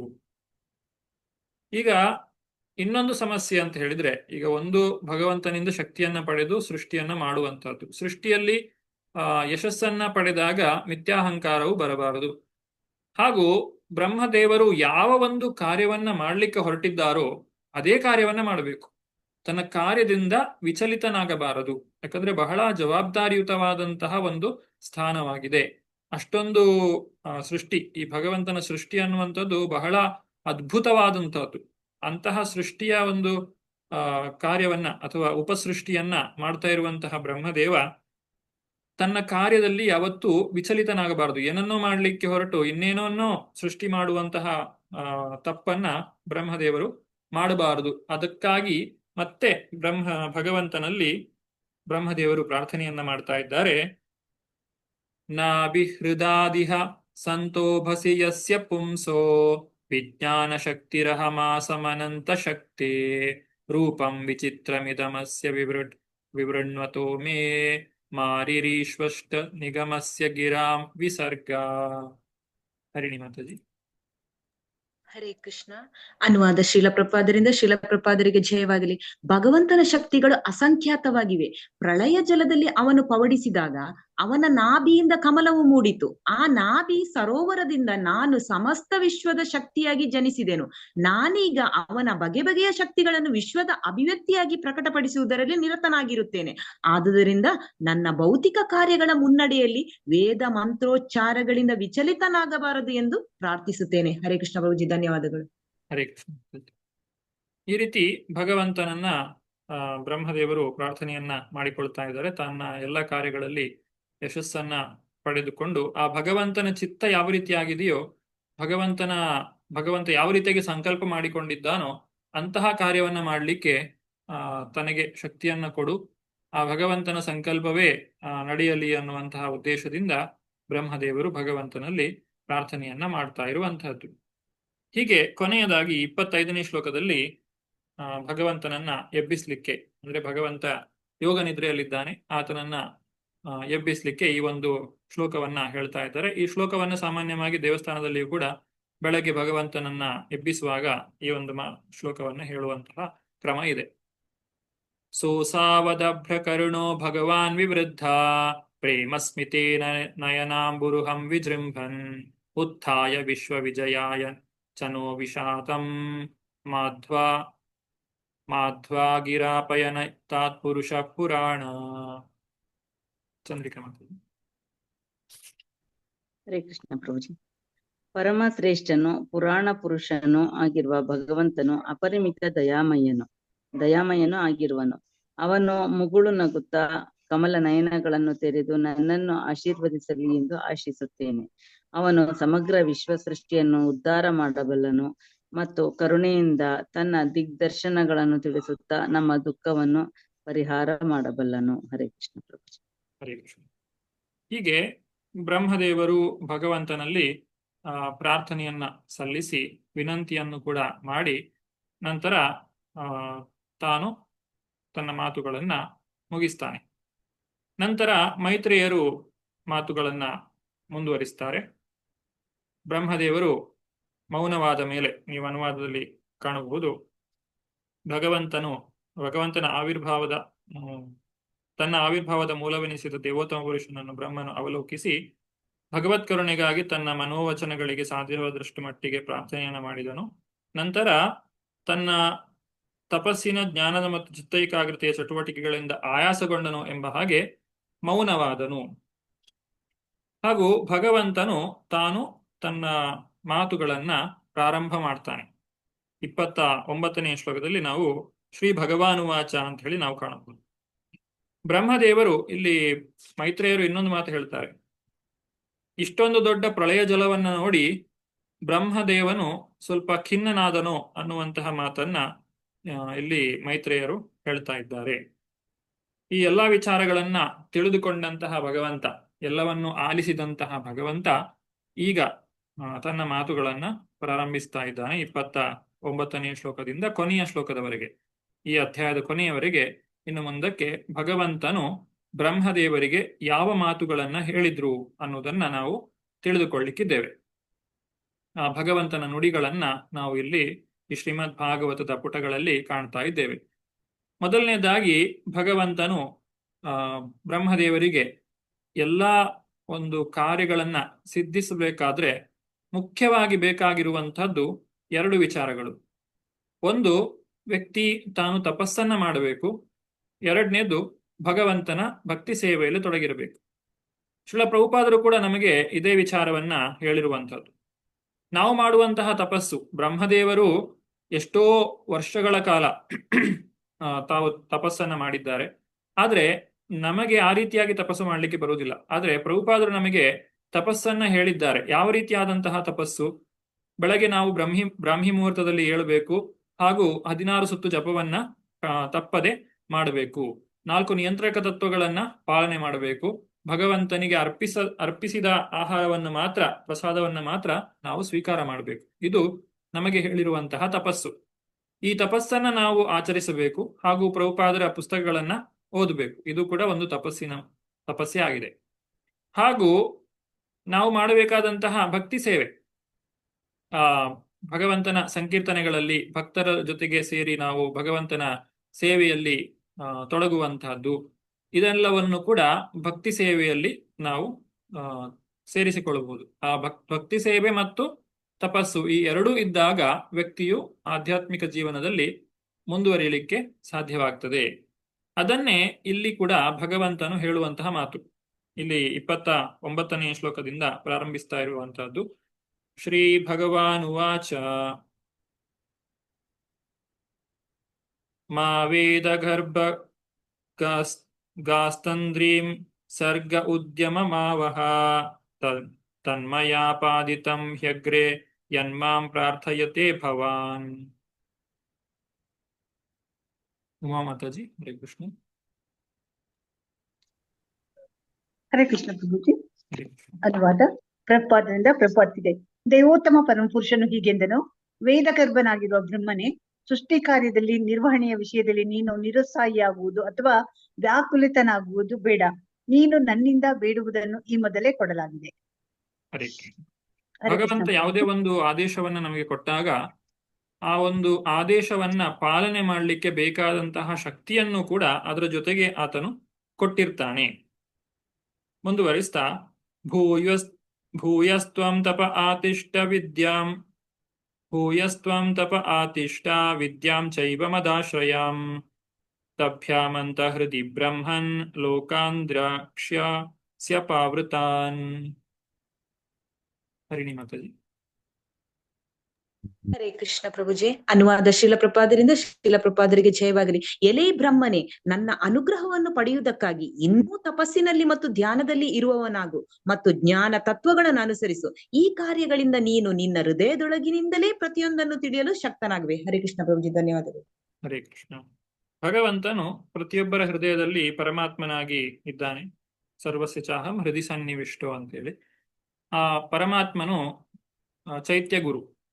ಅವನು ನಮಗೆ ಒಳಗಿನಿಂದಲೇ ಎಲ್ಲ ಕಾರ್ಯಗಳನ್ನ ಮಾಡಲಿಕ್ಕೆ ಬೇಕಾದಂತಹ ಪ್ರೇರಣೆಯನ್ನ ಕೊಡ್ತಾನೆ. ಹಾಗೆ ಭಗವಂತನು ಬ್ರಹ್ಮದೇವನಿಗೂ ಕೂಡ ಆ ಒಂದು ಪ್ರೇರಣೆಯನ್ನ ನೀಡಿದ್ದಾನೆ.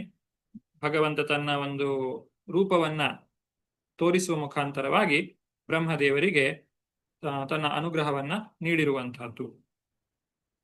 31ನೇ ಶ್ಲೋಕ. ತಥಾ ಆತ್ಮನಿ ಲೋಕೆ ಚ ಭಕ್ತಿಯುಕ್ತ ಸಮಾಹಿತ ದೃಷ್ಟಾಸಿ ಮಾಂ ತತಂ ಬ್ರಹ್ಮ ಮಯಿ ಲೋಕಾನ್ ತ್ವಂ ಆತ್ಮನಃ. ಚಂದ್ರಿಕಾ ಮಾತಾಜಿ. ಹರೇ ಕೃಷ್ಣ ಪ್ರಭುಜಿ. ಎಲೈ ಬ್ರಹ್ಮನೇ, ನೀನು ಭಕ್ತಿ ಸೇವೆಯಲ್ಲಿ ಮಗ್ನನಾದಾಗ ನಿನ್ನ ಸೃಷ್ಟಿ ಕಾರ್ಯಗಳ ಮುನ್ನಡೆಯಲ್ಲಿ ನೀನು ನನ್ನನ್ನು ನಿನ್ನಲ್ಲಿಯೂ ವಿಶ್ವದಲ್ಲಿ ಎಲ್ಲೆಲ್ಲಿಯೂ ಕಾಣುವೆ. ಸ್ವತಃ ನೀನು ವಿಶ್ವ ಮತ್ತು ಜೀವಿಗಳು ಎಲ್ಲವೂ ನನ್ನಲ್ಲಿರುವುದನ್ನು ಕಾಣುವೆ. ಹರೇ ಕೃಷ್ಣ ಪ್ರಭುಜಿ. ಹರೇ ಕೃಷ್ಣ. ಇಲ್ಲಿ ಮತ್ತೆ ಹಿಂದಿನ ಶ್ಲೋಕದಲ್ಲಿ ತಪಸ್ಸಿನ ಬಗ್ಗೆ ಹೇಳಿರುವಂತಹದ್ದು, ಈ ಶ್ಲೋಕದಲ್ಲಿ ಭಕ್ತಿ ಸೇವೆಯ ಕುರಿತಾಗಿ ತಿಳಿಸಿರುವಂತಹದ್ದು. ಭಾವಾರ್ಥದಲ್ಲಿ ಶ್ರೀಲ ಪ್ರಭುಪಾದರು ಆ ಬ್ರಹ್ಮ ವಿಮೋಹನ ಲೀಲೆಯ ಬಗ್ಗೆಯೂ ಉಲ್ಲೇಖಿಸ್ತಾರೆ. ಅಂದ್ರೆ ಮುಂದಕ್ಕೆ ಬ್ರಹ್ಮದೇವರು ಮೋಹಕ್ಕೆ ಒಳಗಾದ ಹಾಗೆ ನಮಗೆ ಕಾಣಿಸಬಹುದು. ಆದ್ರೆ ಇಲ್ಲಿ ಭಗವಂತನು ಬ್ರಹ್ಮದೇವರಿಗೆ ಆಶೀರ್ವಾದವನ್ನ ಕೊಟ್ಟಾಗಿದೆ. ನಿನ್ನ ಸೃಷ್ಟಿ ಕಾರ್ಯದ ಮುನ್ನಡೆಯಲ್ಲಿ ನೀನು ನನ್ನನ್ನು ನಿನ್ನಲ್ಲಿಯೂ ವಿಶ್ವದಲ್ಲಿ ಎಲ್ಲೆಲ್ಲಿಯೂ ಕಾಣುವೆ. ಅಂದ್ರೆ ಎಲ್ಲ ಕಡೆ ಭಗವಂತನನ್ನು ಕಾಣುವಂತಹ ಶಕ್ತಿ ಬ್ರಹ್ಮದೇವರಿಗೆ ಇದೆ. ಹಾಗಾದ್ರೆ ಬ್ರಹ್ಮನು ಮತ್ತೆ ವಿಮೋಹಕ್ಕೆ ಒಳಗಾಗ್ಲಿಕ್ಕೆ ಕಾರಣವೇನು? ಅದು ಭಗವಂತನ ಲೀಲೆಯಾಗಿದೆ. ಭಗವಂತನ ಲೀಲೆಯ ಕಾರಣಕ್ಕಾಗಿ ಬ್ರಹ್ಮದೇವರು ಆ ರೀತಿಯಾಗಿ ಮಾಡಿರುವಂತಹದ್ದು. ಯಶೋಧಮಾತೆಯು ಕೃಷ್ಣನ ಕ್ರೀಡಾಮಯ ಬಾಲಲೀಲೆಗಳಲ್ಲಿ ಅವನ ಬಾಯೊಳಗೆ ಸಕಲ ವಿಶ್ವಗಳನ್ನು ಲೋಕ ವ್ಯವಸ್ಥೆಗಳನ್ನು ಕಂಡಳು ಅನ್ನುವುದನ್ನ ಬ್ರಹ್ಮದೇವರು ತಿಳ್ಕೊಳ್ತಾರೆ. ಅಂದ್ರೆ ಕೃಷ್ಣ ಬಾಯಿಯಲ್ಲಿ ಯಶೋಧೆಗೆ ಬ್ರಹ್ಮಾಂಡವನ್ನ ತೋರಿಸಿದ ಅನ್ನುವಂತಹ ಮಾತನ್ನ ಬ್ರಹ್ಮದೇವರು ಕೇಳಿ ತಿಳಿದುಕೊಳ್ತಾರೆ. ಅದನ್ನ ಪರೀಕ್ಷೆ ಮಾಡ್ಲಿಕ್ಕೋಸ್ಕರ ಬ್ರಹ್ಮದೇವನು ವೃಂದಾವನಕ್ಕೆ ಬಂದು ಗೋಪಾಲಕರನ್ನ ಗೋವುಗಳನ್ನ ಅಪಹರಿಸುವಂತಹದ್ದು. ಅಂತಹ ಗೋಪಾಲಕರ ಮತ್ತು ಗೋವುಗಳ ರೂಪವನ್ನ ತಾಳಿ ಶ್ರೀಕೃಷ್ಣನೇ ಅಲ್ಲಿ ವೃಂದಾವನದಲ್ಲಿ ಇರ್ತಾನೆ. ಅಂದ್ರೆ ಬ್ರಹ್ಮದೇವರು ಯಾರನ್ನ ಅಪಹರಿಸಿರ್ತಾರೋ ಅವರದ್ದೇ ರೂಪವನ್ನ ಶ್ರೀಕೃಷ್ಣ ತಾನು ತಾಳ್ತಾನೆ. ಇದರಿಂದ ಶ್ರೀಕೃಷ್ಣನನ್ನ ಮೋಹಗೊಳಿಸ್ಲಿಕ್ಕೋಸ್ಕರ ಬಂದಂತಹ ಬ್ರಹ್ಮದೇವನು ತಾನೇ ಸ್ವತಃ ವಿಮೋಹಕ್ಕೆ ಒಳಗಾಗುತ್ತಾನೆ. ಇದರ ನಂತರ ಏನಾಗ್ತದೆ? ಮುಂದಿನ ಘಟನೆಯಲ್ಲಿ ಬ್ರಹ್ಮದೇವರು ಆ ಒಂದು ಗೋವುಗಳು ಮತ್ತು ಗೋಪಾಲಕರ ರೂಪದಲ್ಲಿದ್ದಂತಹ ಶ್ರೀಕೃಷ್ಣನನ್ನ ಕಾಣಲಿಕ್ಕೆ ಸಾಧ್ಯವಾಗ್ತದೆ. ಹೀಗೆ ಬ್ರಹ್ಮದೇವನು ಭಗವಂತನನ್ನ ಎಲ್ಲಾ ಕಡೆಯೂ ಕಾಣುವಂತಹ ಶಕ್ತಿಯನ್ನ, ಆಶೀರ್ವಾದವನ್ನ ಭಗವಂತನು ಆತನಿಗೆ ನೀಡಿದ್ದಾನೆ. 32ನೇ ಶ್ಲೋಕ. ಯದಾತು ಸರ್ವಭೂತೇಷು ದಾರುಷ್ವ ಅಗ್ನಿಮಿವ ಸ್ಥಿತಂ ಪ್ರತಿಚಕ್ಷೀತ ಮಾಂ ಲೋಕೋ ಜಹ್ಯಾತ್ತರ್ಹ್ಯೇವ ಕಶ್ಮಲಂ. ಚಂದ್ರಿಕಾ ಮಾತಾಜಿ. ಹರೇ ಕೃಷ್ಣ ಪ್ರಭುಜಿ. ಕಟ್ಟಿಗೆಯಲ್ಲಿ ಅಗ್ನಿ ಇರುವ ಹಾಗೆ ಎಲ್ಲಾ ಜೀವಿಗಳಲ್ಲಿ ಮತ್ತು ವಿಶ್ವದ ಎಲ್ಲಾ ಕಡೆಗಳಲ್ಲಿ ನೀನು ನನ್ನನ್ನು ಕಾಣುವೆ. ಅಂತಹದೊಂದು ದಿವ್ಯ ಸೃಷ್ಟಿಯ ಸ್ಥಿತಿಯಲ್ಲಿ ಮಾತ್ರವೇ ನೀನು ಎಲ್ಲಾ ಬಗೆಯ ಕಶ್ಮಲಗಳಿಂದ ಮುಕ್ತನಾಗಲು ಸಮರ್ಥನಾಗುವೆ. ಹರೇ ಕೃಷ್ಣ ಪ್ರಭುಜಿ. ಹರೇ ಕೃಷ್ಣ. ಇಲ್ಲಿ ಕಟ್ಟಿಗೆಯಲ್ಲಿ ಅಗ್ನಿ ಇದೆ. ಆ ಅಗ್ನಿಯನ್ನ ನಾವು ತಿಳಿದುಕೊಳ್ಳುವಂತಹ ಅಥವಾ ಅದನ್ನು ಕಾಣುವಂತಹ ದೃಷ್ಟಿಯನ್ನ ನಾವು ಬೆಳೆಸಿಕೊಳ್ಳಬೇಕು ಅಷ್ಟೇ. ಮತ್ತು ಬೇರೆ ಬೇರೆ ರೀತಿಯಾದಂತಹ ಕಟ್ಟಿಗೆಯಲ್ಲಿ ಇರುವಂತಹ ಅಗ್ನಿ ಒಂದೇ ಆಗಿರುತ್ತದೆ. ಹಾಗೆ ನಾನಾ ರೀತಿಯಾದಂತಹ ಶರೀರಗಳಿವೆ, 84 ಲಕ್ಷ ಜೀವರಾಶಿಗಳಿವೆ. ಆದರೆ ಅದರಲ್ಲಿರುವಂತಹ ಜೀವಾತ್ಮನು ಆತನು ಒಂದೇ ರೀತಿಯದ್ದಾಗಿರ್ತಾನೆ. ಚೇತನಾತ್ಮರು ಬೇರೆ ಬೇರೆ ಆಗಿರುವುದಿಲ್ಲ. ಅವರೆಲ್ಲರೂ ಭಗವಂತನ ಶಕ್ತಿಯಾಗಿರುವಂತಹದ್ದು, ಭಗವಂತನ ಅಂಶವೇ ಆಗಿರುವಂತಹ ಚೇತನಾತ್ಮರಾಗಿರುತ್ತಾರೆ. ಈ ರೀತಿ ಕಟ್ಟಿಗೆಯಲ್ಲಿರುವಂತಹ ಅಗ್ನಿಯನ್ನ ಕಾಣುವಂತಹ ವ್ಯಕ್ತಿಗೆ ಆ ಒಂದು ಜ್ಞಾನ ಬೇಕಾಗ್ತದೆ. ಸಾಮಾನ್ಯವಾಗಿ ಜನರಿಗೆ ಅದು ತಿಳಿಯುವುದಿಲ್ಲ, ಕಟ್ಟಿಗೆಯಲ್ಲಿ ಅಗ್ನಿ ಇದೆ ಅನ್ನುವಂಥದ್ದು ತಿಳಿಯುವುದಿಲ್ಲ. ಹಾಗೆ ಈ ಬ್ರಹ್ಮಾಂಡದಲ್ಲಿ ನಡೀತಾ ಇರುವಂತಹ ಎಲ್ಲ ಚಟುವಟಿಕೆಗಳ ಹಿಂದೆ ಭಗವಂತನ ಒಂದು ಕಾರ್ಯ, ಭಗವಂತನ ಒಂದು ಶಕ್ತಿ ಇದೆ ಅನ್ನುವುದನ್ನು ತಿಳಿದುಕೊಳ್ಳಲಿಕ್ಕೆ ಕೂಡ ವ್ಯಕ್ತಿಗೆ ಭಗವಂತನ ಅನುಗ್ರಹ ಮತ್ತು ಆ ಒಂದು ಜ್ಞಾನ ಇರಬೇಕಾಗುತ್ತದೆ. ಇಲ್ಲ ಅಂತ ಹೇಳಿದ್ರೆ ಅದನ್ನು ಅರ್ಥ ಮಾಡಿಕೊಳ್ಳಿಕ್ಕೆ ಸಾಧ್ಯ ಆಗುವುದಿಲ್ಲ. ಈಗ ನಾವು ಸಾಮಾನ್ಯವಾಗಿ ಬಿಸಿಲು ಇದ್ದಾಗ ಅಥವಾ ಸೂರ್ಯನ ಬೆಳಕಿದ್ದಾಗ ಅದು ಸೂರ್ಯನಿಂದ ಬರ್ತಾ ಇದೆ ಅನ್ನುವಂಥದ್ದು ನಮಗೆ ಪ್ರತ್ಯಕ್ಷವಾಗಿ ಕಾಣ್ತದೆ. ನಾವು ಕಣ್ಣಿನ ಮುಖಾಂತರ ತಿಳ್ಕೊಳ್ತೇವೆ, ಯಾರು ಬೇಕಾದ್ರೂ ಹೇಳಬಹುದು ಇದು ಸೂರ್ಯನದೇ ಶಕ್ತಿ ಅಂತ ಹೇಳಿ. ಆದ್ರೆ ಮಳೆ ಬಂದಾಗ ಅಥವಾ ಸೂರ್ಯನನ್ನ ಮೋಡವು ಕವಿದಾಗ ಅದು ಕೂಡ ಸೂರ್ಯನದೇ ಶಕ್ತಿ ಅಂತ ಹೇಳಿ ನಾವು ಅರ್ಥ ಮಾಡಿಕೊಳ್ಬೇಕು ಅಂತ ಹೇಳಿದ್ರೆ ನಮಗೆ ಸ್ವಲ್ಪ ಮಟ್ಟಿಗೆ ಜ್ಞಾನದ ಅವಶ್ಯಕತೆ ಇದೆ. ಯಾಕಂದ್ರೆ ಮೋಡವು ಹೇಗೆ ರೂಪುಗೊಳ್ಳುತ್ತದೆ, ಮಳೆಯು ಹೇಗೆ ಬರ್ತದೆ ಅನ್ನುವುದನ್ನು ನೋಡಿದಾಗ ಅಲ್ಲಿಯೂ ಕೂಡ ಮೂಲದಲ್ಲಿ ಅದು ಸೂರ್ಯನದೇ ಶಕ್ತಿಯಾಗಿರ್ತದೆ. ಸೂರ್ಯನೇ ನೀರನ್ನ ಆವಿ ಮಾಡಿ ಮೋಡವಾಗಿ ಪರಿವರ್ತಿಸುವಂತಹದ್ದು, ಮತ್ತೆ ಆ ಮೋಡವೇ ಮತ್ತೆ ಮಳೆಯಾಗಿ ಬರುವಂತಹದ್ದು. ಅಂದ್ರೆ ಬಿಸಿಲು ಬಂದ್ರೆ ಅದು ಸೂರ್ಯನ ಶಕ್ತಿ, ಮಳೆ ಬಂದ್ರೂ ಕೂಡ ಅದು ಸೂರ್ಯನದೇ ಶಕ್ತಿಯಾಗಿರ್ತದೆ. ಇದನ್ನ ಅರ್ಥ ಮಾಡಿಕೊಳ್ಬೇಕು ಅಂತ ಹೇಳಿದ್ರೆ ವ್ಯಕ್ತಿಯು ಆ ಒಂದು ಜ್ಞಾನವನ್ನ ಬೆಳೆಸಿಕೊಳ್ಳಬೇಕು. ಹೀಗೆ ಕಟ್ಟಿಗೆಯಲ್ಲಿರುವಂತಹ ಅಗ್ನಿಯನ್ನ ಕಾಣುವಂತಹ ಶಕ್ತಿಯನ್ನ ಬೆಳೆಸಿಕೊಳ್ಳುವಂತೆ ಈ ಬ್ರಹ್ಮಾಂಡದಲ್ಲಿ ಭಗವಂತನ ಶಕ್ತಿ ಯಾವ ರೀತಿಯಾಗಿ ಕೆಲಸ ಮಾಡ್ತಾ ಇದೆ ಅನ್ನೋದನ್ನ ತಿಳಿದುಕೊಳ್ಳುವಂತಹ ಜ್ಞಾನವನ್ನ ವ್ಯಕ್ತಿಯು ಬೆಳೆಸಿಕೊಂಡಾಗ ಎಲ್ಲ ಕಡೆ ಅವನಿಗೆ ಭಗವಂತನನ್ನ ಕಾಣಲಿಕ್ಕೆ ಸಾಧ್ಯವಾಗುತ್ತದೆ. 33ನೇ ಶ್ಲೋಕ. ಯದಾ ರಹಿತಮಾತ್ಮಾನಂ ಭೂತೇಂದ್ರಿಯ ಗುಣಾಶ್ರಯೈ ಸ್ವರೂಪೇಣ ಮಯೋಪೇತಂ ಪಶ್ಯನ್ ಸ್ವರಾಜ್ಯಂ ಮೃಚ್ಛತಿ. ಉಮಾ ಮಾತಾಜಿ. ಹರೇ ಕೃಷ್ಣ ಪ್ರಭುಜಿ. ಅನುವಾದ ಪ್ರಭುಪಾದರಿಂದ ಪ್ರಭುಪಾದಿದೆ. ನೀನು ಸ್ಥೂಲ ಮತ್ತು ಸೂಕ್ಷ್ಮ ಶರೀರಗಳ ಕಲ್ಪನೆಯಿಂದ ಮುಕ್ತನಾದಾಗ ಮತ್ತು ನಿನ್ನ ಇಂದ್ರಿಯಗಳು ಭೌತ ಪ್ರಕೃತಿ ಗುಣಗಳ ಸಕಲ ಪ್ರಭಾವಗಳಿಂದ ಮುಕ್ತವಾದಾಗ ನನ್ನ ಒಡನಾಟದಲ್ಲಿ ನಿನ್ನ ಶುದ್ಧ ಸ್ವರೂಪವನ್ನು ಸಾಕ್ಷಾತ್ಕಾರ ಮಾಡಿಕೊಳ್ಳುವೆ. ಆಗ ನೀನು ಶುದ್ಧ ಪ್ರಜ್ಞೆಯಲ್ಲಿ ನೆಲೆಗೊಳ್ಳುವೆ. ಹರೇ ಕೃಷ್ಣ ಪ್ರಭುಜಿ. ಹರೇ ಕೃಷ್ಣ. ಇದು ಸ್ಥೂಲ ಇಂದ್ರಿಯ ಮತ್ತೆ ಸ್ಥೂಲ ದೇಹ ಮತ್ತೆ ಸೂಕ್ಷ್ಮ ದೇಹ ಅಂತ ಹೇಳ್ತೇವೆ. ಪಂಚಭೂತಗಳಿಂದ ಆಗಿರುವಂತಹ ಸ್ಥೂಲ ದೇಹ ಮತ್ತು ಮನ ಬುದ್ಧಿ ಅಹಂಕಾರಗಳಿಂದ ಆಗಿರುವಂತಹ ಸೂಕ್ಷ್ಮ ಶರೀರ. ಇದನ್ನ ಮೀರಿ ಯಾವಾಗ ವ್ಯಕ್ತಿಯು ಜೀವಿಗಳನ್ನ ನೋಡ್ಲಿಕ್ಕೆ ಸಮರ್ಥನಾಗ್ತಾನೋ ಆತನು ತನ್ನ ಸ್ವರೂಪವನ್ನ ಸಾಕ್ಷಾತ್ಕರಿಸಿಕೊಳ್ಳುತ್ತಾನೆ ಮತ್ತು ಆಗ ಅವನಿಗೆ ಭಗವಂತನ ಧಾಮಕ್ಕೆ ಹೋಗ್ಲಿಕ್ಕೆ ಒಂದು ಅವಕಾಶವು, ಆ ಪ್ರವೇಶವು ದೊರಕ್ತದೆ. ಅದು ಶುದ್ಧ ಸ್ವರೂಪ. ಇಲ್ಲಿ ಸ್ವರಾಜ್ಯಂ ಅಂತ ಹೇಳಿದ್ದಾರೆ. ಸ್ವರಾಜ್ಯಂ ಅಂತ ಹೇಳಿದ್ರೆ ವೈಕುಂಠ.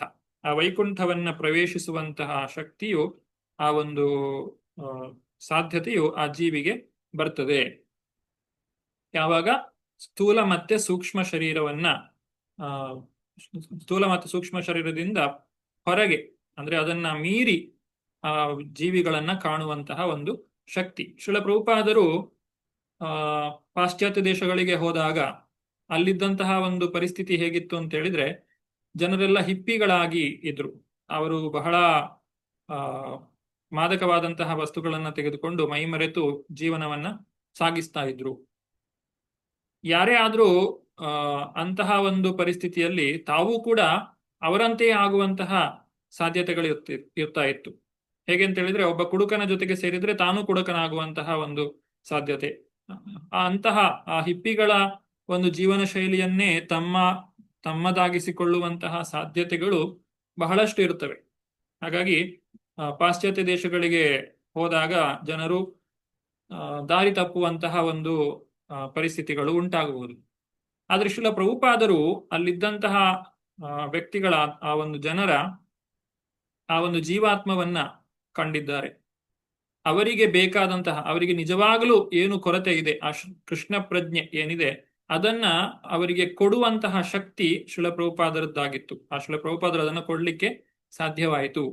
ಹಾಗಾಗಿ ಅವರ ಒಂದು ಈ ಬಾಹ್ಯವಾದಂತಹ ಸ್ಥಿತಿಗತಿಗಳನ್ನ ಮೀರಿ ಅವರ ನಿಜವಾದಂತಹ ಸಮಸ್ಯೆ ಏನಿದೆ ಅದಕ್ಕೆ ಶ್ರೀಲ ಪ್ರಭುಪಾದರು ಔಷಧವನ್ನ ಕೊಟ್ಟಿದ್ದಾರೆ. ಅದನ್ನ ಪರಮಹಂಸ ಸ್ಥಿತಿ ಅಂತ ಹೇಳ್ತಾರೆ. ಹೇಗೆ ಒಂದು ಹಂಸಕ್ಕೆ ನಾವು ನೀರು ಮತ್ತೆ ಹಾಲನ್ನ ಒಟ್ಟಿಗೆ ಕೊಟ್ರೆ ಅದು ಹಾಲನ್ನ ಮಾತ್ರ ಸ್ವೀಕಾರ ಮಾಡ್ತದೋ, ಹಾಗೆ ಪರಮಹಂಸ ಸ್ಥಿತಿಯಲ್ಲಿರುವಂತಹ ವ್ಯಕ್ತಿಗಳು ಆಧ್ಯಾತ್ಮಿಕ ಮತ್ತೆ ಭೌತಿಕವಾದಂತಹ ವಸ್ತುಗಳು ಜೊತೆಯಲ್ಲಿದ್ದಾಗ ಅದರಲ್ಲಿರುವಂತಹ ಆಧ್ಯಾತ್ಮಿಕ ವಿಚಾರಗಳನ್ನ ಪ್ರತ್ಯೇಕಿಸಿ ಕಾಣುವಂತಹ ಶಕ್ತಿಯನ್ನ ಅವರು ಹೊಂದಿರ್ತಾರೆ.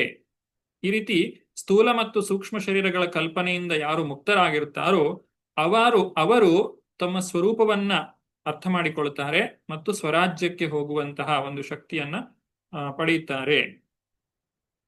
ಇನ್ನು ಭಾವಾರ್ಥದಲ್ಲಿ ಶ್ರೀಲ ಪ್ರಭುಪಾದರು ಬರೀತಾರೆ, ದಿವ್ಯ ಪ್ರೇಮದ ಸೇವೆಯನ್ನು ಭೌತ ಜಗತ್ತಿನ ಬಲಾತ್ಕಾರದ ಸೇವೆಗೆ ಹೋಲಿಸಲಾರದು.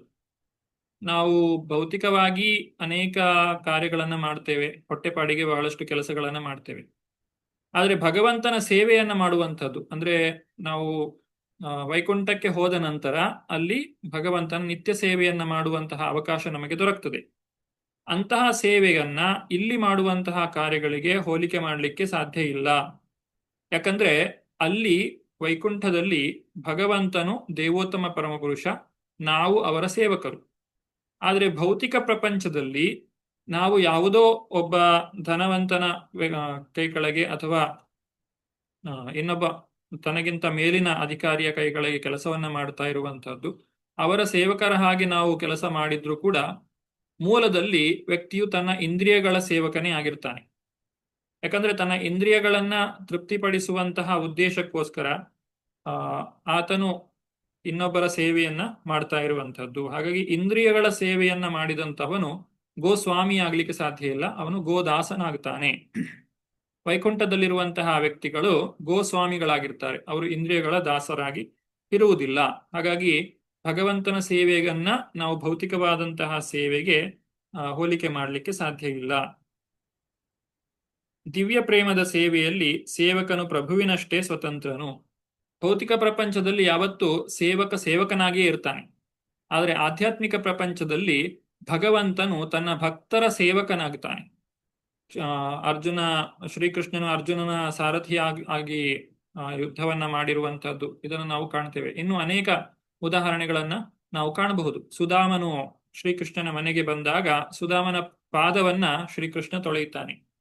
ಈ ರೀತಿ ಭಗವಂತನು ತನ್ನ ಭಕ್ತರಿಗೆ ದಾಸನಾಗಿ ನಡೆದುಕೊಳ್ಳುವುದನ್ನು ನಾವು ಕಾಣಬಹುದು. ಇದನ್ನ ಭೌತಿಕವಾಗಿ ನಾವು ಕಾಣಲಿಕ್ಕೆ ಸಾಧ್ಯ ಇಲ್ಲ. ಇದು ಭೌತಿಕವಾದ ಸೇವೆಗೂ ಭಗವಂತನ ಸೇವೆಗೂ ಇರುವಂತಹ ದೊಡ್ಡ ವ್ಯತ್ಯಾಸವಾಗಿದೆ. ಮುಂದುವರಿಸ್ತಾ 34ನೆಯ ಶ್ಲೋಕ. ಭಗವಂತನ ಕರುಣೆಯಿಂದಲೇ ಎಲ್ಲವೂ ಕೂಡ ನಡೆಯುತ್ತಾ ಇರುವಂತಹದ್ದು. ಭಗವಂತನು ನಮ್ಮ ಮೇಲೆ ಕರುಣೆಯನ್ನ ತೋರಿಸಿರುವುದರಿಂದ, ಆ ಭಗವಂತನ ಕರುಣೆ ನಮ್ಮ ಮೇಲೆ ಇರುವುದರಿಂದಾಗಿ ನಮಗೆ ಕಿಂಚಿತ್ ಪ್ರಮಾಣದಲ್ಲಿ ಭಕ್ತಿ ಸೇವೆಯನ್ನ ಮಾಡಲಿಕ್ಕೆ ಸಾಧ್ಯ ಆಗ್ತಾ ಇದೆ. ನಮಗೆ ಭಗವಂತನ ಸ್ಮರಣೆ ಬರ್ತಾ ಇದೆ, ಭಗವಂತನ ಸೇವೆಯನ್ನ ಮಾಡಲಿಕ್ಕೆ ನಮಗೆ ಸಾಧ್ಯವಾಗ್ತಾ ಇದೆ ಅಂತ ಹೇಳಿದ್ರೆ ಅದು ಕೂಡ ಆ ಭಗವಂತನ ಅನುಗ್ರಹವೇ ಆಗಿದೆ. ನಾನಾ ಕರ್ಮ ವಿತಾನೇನ ಪ್ರಜಾ ಬಹ್ವೀಸು ಶಿಕ್ಷತಃ ನಾತ್ಮಾವಸೇದತ್ಯಸ್ಮಿನ್ಸ್ತೆ ವರ್ಷೀಯನ್ಮದನುಗ್ರಹ. ಹರಿಣಿ ಮಾತಾಜಿ.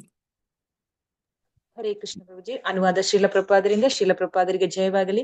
ನೀನು ಪ್ರಜಾ ಸಂಖ್ಯೆಯನ್ನು ಅಸಂಖ್ಯಾತವಾಗಿ ಹೆಚ್ಚಿಸಲು ಮತ್ತು ನಿನ್ನ ಸೇವಾ ವೈವಿಧ್ಯಗಳನ್ನು ವಿಸ್ತರಿಸಲು ಇಚ್ಛಿಸಿರುವುದರಿಂದ ಈ ವಿಷಯದಲ್ಲಿ ನೀನೆಂದಿಗೂ ನಿರಾಕೃತನಾಗುವುದಿಲ್ಲ, ಏಕೆಂದರೆ ನಿನ್ನ ಮೇಲಿರುವ ನನ್ನ ಅವ್ಯಾಜ ಕರುಣೆಯು ಎಲ್ಲಾ ಕಾಲದಲ್ಲಿಯೂ ಹೆಚ್ಚುತ್ತಲೇ ಇರುವುದು. ಹರೇ ಕೃಷ್ಣ ಪ್ರಭುಜಿ, ಧನ್ಯವಾದಗಳು.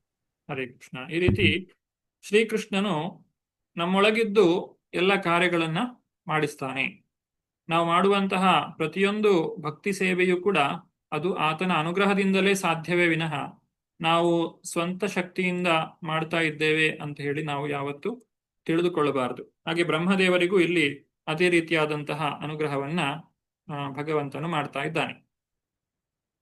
ಋಷಿಮಾದ್ಯಂ ನ ಬಧ್ನಾತಿ ಪಾಪಿ ಯಸ್ತ್ವಾಂ ರಜೋ ಗುಣ ಯನ್ಮನೋಮೈ ನಿರ್ಬದ್ಧಂ ಪ್ರಜಾ ಸಂಸೃಜ್ಯತೋಪಿಸ್ತೆ. ಚಂದ್ರಿಕಾ ಮಾತಾಜಿ. ಹರೇ ಕೃಷ್ಣ ಪ್ರಭು. ನೀನು ಮೊದಲಿಗನಾದ ಋಷಿಯಾಗಿರುವೆ. ನೀನು ನಾನಾ ಪ್ರಜಾ ಸೃಷ್ಟಿಯಲ್ಲಿ ನಿರತನಾಗಿದ್ದರೂ ನಿನ್ನ ಮನಸ್ಸು ಯಾವಾಗಲೂ ನನ್ನಲ್ಲಿ ನಿಬದ್ಧವಾಗಿರುವುದು. ಪಾಪಕಾರಿಯಾದ ರಜೋಗುಣವು ನಿನ್ನ ಮೇಲೆ ಅತಿಕ್ರಮಣ ಮಾಡಲಾರದು. ಹರೇ ಕೃಷ್ಣ ಪ್ರಭು. ಹರೇ ಕೃಷ್ಣ. ಒಂದು ಸೃಷ್ಟಿ ಕಾರ್ಯ ಆಗಬೇಕು ಅಂತ ಹೇಳಿದ್ರೆ ಅಲ್ಲಿ ರಜೋಗುಣ ಪ್ರಧಾನವಾಗಿರುತ್ತದೆ. ಆದ್ರೆ ರಜೋಗುಣದಿಂದ ಬ್ರಹ್ಮದೇವರು ಪ್ರಭಾವಿತರಾಗುವುದಿಲ್ಲ. ಅವರು ರಜೋಗುಣಕ್ಕೆ ಒಳಗಾಗಿ ಪಾಪ ಕಾರ್ಯಗಳಲ್ಲಿ ತೊಡಗುವುದಿಲ್ಲ ಅನ್ನುವಂತಹ ಮಾತನ್ನ ಭಗವಂತನು ಬ್ರಹ್ಮದೇವರಿಗೆ ಹೇಳ್ತಾ ಇರುವಂತದ್ದು. 2ನೇ ಸ್ಕಂದದ 9ನೇ ಅಧ್ಯಾಯದಲ್ಲಿ 36ನೇ ಶ್ಲೋಕದಲ್ಲಿಯೂ ಕೂಡ ಇದೇ ರೀತಿಯಾದಂತಹ ಆಶ್ವಾಸನೆಯನ್ನ ಭಗವಂತನು ಬ್ರಹ್ಮದೇವರಿಗೆ ಕೊಟ್ಟಿದ್ದಾರೆ. ಈ ಭಗವಂತನ ಬಹಿರಂಗ ಶಕ್ತಿಯು ಬ್ರಹ್ಮದೇವರ ಮೇಲೆ ಯಾವುದೇ ಒಂದು ಪ್ರಭಾವವನ್ನ ಬೀರುವುದಿಲ್ಲ. ಬ್ರಹ್ಮನು ಕಂಗೆಟ್ಟವರಂತೆ ಕಾಣಿಸಿದರೂ ಅವನು ಅಂತರಂಗ ಶಕ್ತಿಯ ಕಾರ್ಯವನ್ನು ಕಂಡು ಕಂಗೆಟ್ಟುದ್ದಾಗಿರುತ್ತದೆ. ಅದು ಕೂಡ ಅವನ ದಿವ್ಯ ಸೇವೆಯ ಪುರೋಭಿವೃದ್ಧಿಗಾಗಿ ಆಗಿರುತ್ತದೆ ಅಂತ ಹೇಳಿ ಇಲ್ಲಿ ಭಗವಂತನು ಈ ಪ್ರಭುಪಾದರು ಬ್ರಹ್ಮದೇವರ ಒಂದು ಸ್ಥಾನವನ್ನ ನಮಗೆ ಸ್ಪಷ್ಟೀಕರಿಸ್ತಾ ಇದ್ದಾರೆ. ಮುಂದಕ್ಕೆ ಈಗ ಸೃಷ್ಟಿಯನ್ನ ಮಾಡಬೇಕು ಅಂತ ಹೇಳಿದ್ರೆ ಮುಖ್ಯವಾಗಿ ಬೇಕಾಗಿರುವಂತಹದ್ದು ಭಗವಂತನ ಅನುಗ್ರಹ ಮತ್ತು ಜ್ಞಾನ. ಆ ವೇದ ಜ್ಞಾನವನ್ನ ಭಗವಂತನು ಬ್ರಹ್ಮದೇವರಿಗೆ ಅನುಗ್ರಹಿಸ್ತಾ ಇದ್ದಾನೆ. ಈ ಸೃಷ್ಟಿ ಕಾರ್ಯದಲ್ಲಿ ಯಾವುದೆಲ್ಲ ಜ್ಞಾನವು ಬೇಕೋ ವೇದವನ್ನ ವೇದ್ಯ ಮಾಡಿಕೊಂಡಿರುವಂತಹದ್ದು ಅದನ್ನ ಬ್ರಹ್ಮದೇವರಿಗೆ ಕೊಡ್ತಾ ಇರುವಂತಹದ್ದು. 36ನೇ ಶ್ಲೋಕ. ಜ್ಞಾತೋಹಂ ಭವತಾ ತ್ವದ್ಯ ದುರ್ವಿಜ್ಞೇಯೋಪಿ ದೇಹಿನಾಂ ಯನ್ಮಾಂ ತ್ವಂ ಮನ್ಯಸೇ ಯುಕ್ತಂ ಭೂತೇಂದ್ರಿಯ ಗುಣಾತ್ಮಭಿಃ. ಉಮಾ ಮಾತಾಜಿ. ಹರೇ ಕೃಷ್ಣ. ಹರೇ ಕೃಷ್ಣ ಪ್ರಭುಜಿ. ಅನುವಾದ ಪ್ರಭುಪಾದರಿಂದ ಪ್ರಭುಪಾದರಿಗೆ. ಬದ್ಧಾತ್ಮರಿಗೆ ನಾನು ಸುಲಭವಾಗಿ ವೇದ್ಯನಲ್ಲದಿದ್ದರೂ ನೀನು ಈ ದಿನ ನನ್ನನ್ನು ತಿಳಿದಿರುತ್ತೀಯೇ, ಏಕೆಂದರೆ ನನ್ನ ವ್ಯಕ್ತಿತ್ವವು ಯಾವುದೇ ಭೌತಿಕ ವಸ್ತುಗಳ ಸೇರಿಕೆಯಿಂದ ಆದುದಲ್ಲ, ಮತ್ತು ಮುಖ್ಯವಾಗಿ ಸ್ಥೂಲ ಪಂಚಭೂತಗಳಿಂದ ಮತ್ತು ಸೂಕ್ಷ್ಮ ವಿಷಯ ತ್ರಯದಿಂದ ಆಗಿಲ್ಲ. ಹರೇ ಕೃಷ್ಣ ಪ್ರಭುಜಿ. ಹರೇ ಕೃಷ್ಣ. ಈ ರೀತಿ ಬ್ರಹ್ಮದೇವರಿಗೆ ಭಗವಂತನು ಜ್ಞಾನೋಪದೇಶವನ್ನ ನೀಡಿದ್ದಾನೆ. ಬ್ರಹ್ಮದೇವರು ತಿಳಿದುಕೊಂಡಂತಹ ಕೇಳಿದಂತಹ ಎಲ್ಲ ವಿಚಾರಗಳು ಆತನ ಮನಸ್ಸಿನಲ್ಲಿ ನಿಂತಿದೆ. ಈಗ ಮುಂದಕ್ಕೆ ಭಗವಂತನು ಬ್ರಹ್ಮದೇವರ ಒಳಗೆ ಪ್ರವೇಶ ಮಾಡಿ ಈ ಒಂದು ಸೃಷ್ಟಿ ಕಾರ್ಯವನ್ನ ಮಾಡ್ತಾ ಇರುವಂತಹದ್ದು. 37ನೇ ಶ್ಲೋಕ. ತುಭ್ಯಂ ಮದ್ವಿಚಿಕಿತ್ಸಾಯಾಂ ಆತ್ಮ ಮೇ ದರ್ಶಿತೋ ಬಹಿ ನಾಲೇನ ಸಲಿಲೆ ಮೂಲಂ ಪುಷ್ಕರಸ್ಯ ವಿಚಿನ್ವತಃ. ಹರಿಣಿ ಮಾತಾಜಿ. ಅನುವಾದ ಶಿಲಪ್ರಪಾದರಿಂದ ಶಿಲಪ್ರಪಾದರಿಗೆ ಜಯವಾಗಲಿ. ನಿನ್ನ ಜನನದ ತಾವರೆಯ ದಂಟಿಗೆ ಯಾವುದಾದ್ರೂ ಮೂಲವಿದೆಯೇ ಎಂದು ನೀನು ಯೋಚಿಸುತ್ತಿದ್ದಾಗ ಮತ್ತು ನೀನು ಆ ದಂಟಿನೊಳಕ್ಕೆ ಪ್ರವೇಶ ಮಾಡಿದಾಗ ನಿನಗೇನೂ ಕಾಣಿಸಲಿಲ್ಲ. ಆ ಸಮಯದಲ್ಲಿ ನಾನು ಒಳಗಿನಿಂದ ನನ್ನ ರೂಪವನ್ನು ನಿನಗೆ ವ್ಯಕ್ತಪಡಿಸಿದೆನು. ಹರೇ ಕೃಷ್ಣ ಪ್ರಭುಜಿ, ಧನ್ಯವಾದಗಳು. ಹರೇ ಕೃಷ್ಣ. ಹೀಗೆ ಬ್ರಹ್ಮದೇವರ ಒಳಗಿದ್ದುಕೊಂಡು ಭಗವಂತ ಎಲ್ಲ ಕಾರ್ಯಗಳನ್ನ ಮಾಡ್ತಾ ಇದ್ದಾನೆ. ಬ್ರಹ್ಮದೇವರು ಮಾಡುವಂತಹ ಈಗ ಇಷ್ಟರ ತನಕ ಬ್ರಹ್ಮದೇವರು ಮಾಡಿದಂತಹ ಸ್ತೋತ್ರ ಏನಿದೆ ಅದು, ಮತ್ತು ಬ್ರಹ್ಮದೇವರು ಮಾಡಿದಂತಹ ತಪಸ್ಸು, ಅವರು ಮಾಡಿದಂತಹ ಭಕ್ತಿ ಸೇವೆ, ಇನ್ನು ಮುಂದಕ್ಕೆ ಮಾಡಲಿಕ್ಕಿರುವಂತಹ ಸೃಷ್ಟಿ ಕಾರ್ಯ, ಇದೆಲ್ಲವೂ ನಡೀತಾ ಇರುವಂತದ್ದು ಆ ಭಗವಂತನ ಕೃಪೆಯಿಂದ, ಭಗವಂತನ ಕರುಣೆಯಿಂದಲೇ ಎಲ್ಲವೂ ನಡೀತಾ ಇರುವಂತದ್ದು. ಯಚ್ಚಕರ್ಥಾಂಗ ಮತ್ಸೂತ್ರಂ ಮತ್ಕಥಾಭ್ಯುದಯಾಂಕಿತಂ ಯದ್ವಾ ತಪಸೀತೆ ನಿಷ್ಠಾ ಸಾ ಏಷಾ ಮದನುಗ್ರಹ. ಚಂದ್ರಿಕಾ ಮಾತಾಜಿ. ಹರೇ ಕೃಷ್ಣ. ಎಲೈ ಬ್ರಹ್ಮನೇ, ನನ್ನ ದಿವ್ಯ ಕಾರ್ಯಗಳ ಮಹಿಮೆಗಳನ್ನು ಹೊಗಳುತ್ತಾ ನೀನು ಹಾಡಿದ ನಿನ್ನ ಸ್ತೋತ್ರಗಳು, ನನ್ನನ್ನು ತಿಳಿಯುವುದಕ್ಕಾಗಿ ನೀನು ಕೈಗೊಂಡ ತಪಸ್ಸುಗಳು ಮತ್ತು ನನ್ನಲ್ಲಿ ನೀನಿಟ್ಟ ಅಚಲ ವಿಶ್ವಾಸ, ಇವೆಲ್ಲವೂ ನನ್ನ ಅವ್ಯಾಜ ಕರುಣೆಯೆಂದು ಭಾವಿಸತಕ್ಕದ್ದು. ಹರೇ ಕೃಷ್ಣ. ಹರೇ ಕೃಷ್ಣ. ನಾವು ಕೂಡ ನಮ್ಮ ಭಕ್ತಿ ಸೇವೆಯಲ್ಲಿ ಮುಂದುವರಿಯಲಿಕ್ಕೋಸ್ಕರ ಭಗವಂತನಲ್ಲಿ ಪ್ರಾರ್ಥನೆಯನ್ನ ಮಾಡಿಕೊಳ್ಳಬೇಕು. ಅವನ ಅನುಗ್ರಹ ಇದ್ರೆ ಮಾತ್ರ ನಾವು ಏನನ್ನಾದ್ರೂ ಮಾಡ್ಲಿಕ್ಕೆ ಸಾಧ್ಯವಾಗ್ತದೆ, ಇಲ್ಲ ಅಂತ ಹೇಳಿದ್ರೆ ಸಾಧ್ಯ ಇಲ್ಲ. ಒಂದು ರೀತಿ ಹೇಳ್ಬೇಕು ಅಂತ ಹೇಳಿದ್ರೆ, ನಮ್ಮೊಳಗಿದ್ದುಕೊಂಡು ಭಗವಂತ ತನ್ನ ಸೇವೆಯನ್ನ ನಮ್ಮಿಂದ ಸ್ವೀಕಾರ ಮಾಡಿಕೊಳ್ಳುವಂತಹದ್ದು. ಹೀಗೆ ಬ್ರಹ್ಮದೇವರ ಸ್ತುತಿಯಿಂದ, ಸೇವೆಯಿಂದ, ತಪಸ್ಸಿನಿಂದ ಭಗವಂತನು ಸುಪ್ರೀತನಾಗಿದ್ದಾನೆ. ಇನ್ನು ಮುಂದಕ್ಕೆ ಬ್ರಹ್ಮದೇವರು ಮಾಡಬೇಕಾಗಿರುವಂತಹ ಒಂದು ಸೃಷ್ಟಿ ಕಾರ್ಯ ಏನಿದೆ ಅದಕ್ಕೆ ಭಗವಂತ ತನ್ನ ಒಂದು ಅನುಗ್ರಹವನ್ನ ಸಂಪೂರ್ಣವಾಗಿ ನೀಡಿದ್ದಾನೆ. ಅದನ್ನ 39ನೇ ಶ್ಲೋಕದಲ್ಲಿ ನಾವು ಕಾಣಬಹುದು. ಪ್ರೀತಃ ಅನ್ನುವಂತಹ ಮಾತನ್ನು ಹೇಳಿದ್ದಾರೆ. ನಾನು ಸುಪ್ರೀತನಾಗಿದ್ದೇನೆ. ಪ್ರೀತೋಹಮಸ್ತು ಭದ್ರಂ ತೇ ಲೋಕಾನಾಂ ವಿಜಯೇಚ್ಛಯ ಯತಸ್ತಶ್ರೀರ್ಗುಣಮಯಂ ನಿರ್ಗುಣಂ ಮಾನುವರ್ಣಯನ್. ಉಮಾ ಮಾತಾಜಿ. ಹರೇ ಕೃಷ್ಣ ಪ್ರಭುಜಿ. ಅನುವಾದ ಪ್ರಭುಪಾದ್ ಕಿ ಜೈ. ಅನುವಾದ. ನನ್ನ ದಿವ್ಯ ಗುಣಗಳ ವಿಷಯವಾಗಿ ನೀನು ಮಾಡಿರುವ ವರ್ಣನೆಯಿಂದ ನಾನು ಬಹಳ ಹರ್ಷಗೊಂಡಿದ್ದೇನೆ. ಆ ಗುಣಗಳು ಲೌಕಿಕರಿಗೆ ಲೌಕಿಕವಾಗಿ ಕಾಣಿಸುತ್ತವೆ. ನಿನ್ನ ಕಾರ್ಯಗಳಿಂದ ಸಕಲ ಲೋಕಗಳನ್ನು ಘನತೆಗೇರಿಸುವ ನಿನ್ನ ಇಚ್ಛೆಯಲ್ಲಿ ನಿನಗೆ ಶುಭ ಆಶೀರ್ವಾದಗಳನ್ನು ನೀಡುತ್ತೇನೆ. ಹರೇ ಕೃಷ್ಣ ಪ್ರಭುಜಿ. ಹರೇ ಕೃಷ್ಣ. ಈ ರೀತಿ ಬ್ರಹ್ಮದೇವರಿಗೆ ಆಶೀರ್ವಾದವನ್ನ ಭಗವಂತನು ನೀಡಿದ್ದಾನೆ. ಇನ್ನು ಮುಂದಕ್ಕೆ ಬ್ರಹ್ಮದೇವರು ಸೃಷ್ಟಿ ಕಾರ್ಯವನ್ನ ಪ್ರಾರಂಭ ಮಾಡುವಂತಹದ್ದು. ಯಾ ಏತೇನ ಪುಮಾಂ ನಿತ್ಯಂ ಸ್ತುತ್ವಾ ಸ್ತೋತ್ರೇಣ ಮಾಂ ಭಜೇತ್ ತಸ್ಯಾಶು ಸಂಪ್ರೀಸದೇಯಂ ಸರ್ವಕಾಮವರೇಶ್ವರಃ. ಚಂದ್ರಿಕಾ ಮಾತಾಜಿ. ಹರೇ ಕೃಷ್ಣ ಪ್ರಭು. ಬ್ರಹ್ಮನ ಹಾಗೆ ಪ್ರಾರ್ಥನೆ ಸಲ್ಲಿಸುವ ಯಾವನೇ ಮನುಷ್ಯನು ಮತ್ತು ಹಾಗೆಯೇ ನನ್ನನ್ನು ಭಜಿಸುವವನು ತನ್ನ ಇಷ್ಟಸಿದ್ಧಿಯ ಆಶೀರ್ವಾದವನ್ನು ಅತಿ ಶೀಘ್ರದಲ್ಲೇ ಪಡೆಯುವನು. ಏಕೆಂದರೆ ನಾನು ಎಲ್ಲಾ ಬಗೆಯ ಇಷ್ಟಾರ್ಥದ ವರವನ್ನು ನೀಡುವ ಪ್ರಭುವಾಗಿರುತ್ತೇನೆ. ಹರೇ ಕೃಷ್ಣ ಪ್ರಭುಜಿ. ಹರೇ ಕೃಷ್ಣ. ಇದು ಒಂದು ರೀತಿ ಶ್ರುತಿ ಫಲ ಅಂತ ಹೇಳ್ಬಹುದು. ಯಾರು ಬ್ರಹ್ಮದೇವರ ಹಾಗೆ ಪ್ರಾರ್ಥನೆಯನ್ನ ಮಾಡ್ತಾರೋ ಅವರಿಗೂ ಕೂಡ ಆ ಬ್ರಹ್ಮದೇವರ ರೀತಿಯಲ್ಲಿಯೇ ಭಗವಂತನು ಆಶೀರ್ವಾದವನ್ನ ಕೊಡ್ತಾನೆ. ನನ್ನನ್ನು ಭಜಿಸುವವನು ನನ್ನ ಇಷ್ಟ ಸಿದ್ಧಿಯ ಆಶೀರ್ವಾದವನ್ನು ಅತಿ ಶೀಘ್ರದಲ್ಲೇ ಪಡೆಯುವನು. ಯಾಕಂದ್ರೆ ನಾನು ಎಲ್ಲ ಇಷ್ಟಾರ್ಥದ ವರವನ್ನು ನೀಡುವ ಪ್ರಭು ಆಗಿದ್ದೇನೆ. ಭಗವಂತನನ್ನ ಸುಪ್ರೀತಗೊಳಿಸಬೇಕು ಅಂತ ಹೇಳಿದ್ರೆ ಶುದ್ಧ ಭಕ್ತರು ನಡೆದ ದಾರಿಯಲ್ಲಿ ನಡೆಯುವುದು ಬಹಳ ಉತ್ತಮ. ಆ ರೀತಿಯಾಗಿ ಮಾಡುವ ಮುಖಾಂತರ ನಾವು ಭಗವಂತನ ಅನುಗ್ರಹಕ್ಕೆ ಸುಲಭವಾಗಿ ಪಾತ್ರರಾಗಲಿಕ್ಕೆ ನಮಗೆ ಸಾಧ್ಯವಾಗ್ತದೆ. ಮುಂದುವರಿಸ್ತಾ ಈ ಮುಂದಿನ 5 ಶ್ಲೋಕಗಳಲ್ಲಿ 41ರಿಂದ 44ನೇ ಶ್ಲೋಕದಲ್ಲಿ ಭಗವಂತನನ್ನ ನಾವು ಯಾತಕ್ಕೋಸ್ಕರ ತೃಪ್ತಿಪಡಿಸಬೇಕು, ಅಂದ್ರೆ ನಮ್ಮ ಭಕ್ತಿ ಸೇವೆಗೆ ನಾವು ಇಷ್ಟು ವಿಚಾರಗಳನ್ನ ತಿಳಿದುಕೊಂಡ ನಂತರ ನಮಗೆ ಏನು ಅರ್ಥ ಮಾಡಿಕೊಳ್ಳಬೇಕು ನಾವು ಅನ್ನುವುದನ್ನ ಮುಂದಿನ 5 ಶ್ಲೋಕಗಳಲ್ಲಿ ಇಲ್ಲಿ ವಿವರಿಸ್ತಾ ಇದ್ದಾರೆ. ಪೂರ್ತೇನ ತಪಸಾ ಯಜ್ಞೈರ್ ದಾನೈರ್ ಯೋಗ ಸಮಾಧಿನ ರಾಧಂ ನಿಶ್ರೇಯಸಂ ಪುಂಸಾಂ ಮತ್ಪ್ರೀತಿ ಸತ್ವವಿನ್ಮಿತಂ. ಉಮಾ ಮಾತಾಜಿ. ಹರೇ ಕೃಷ್ಣ ಪ್ರಭುಜಿ. ಅನುವಾದ ಪ್ರಭುಪಾದರಿಂದ ಪ್ರಭುಪಾದ್ ಕಿ ಜೈ.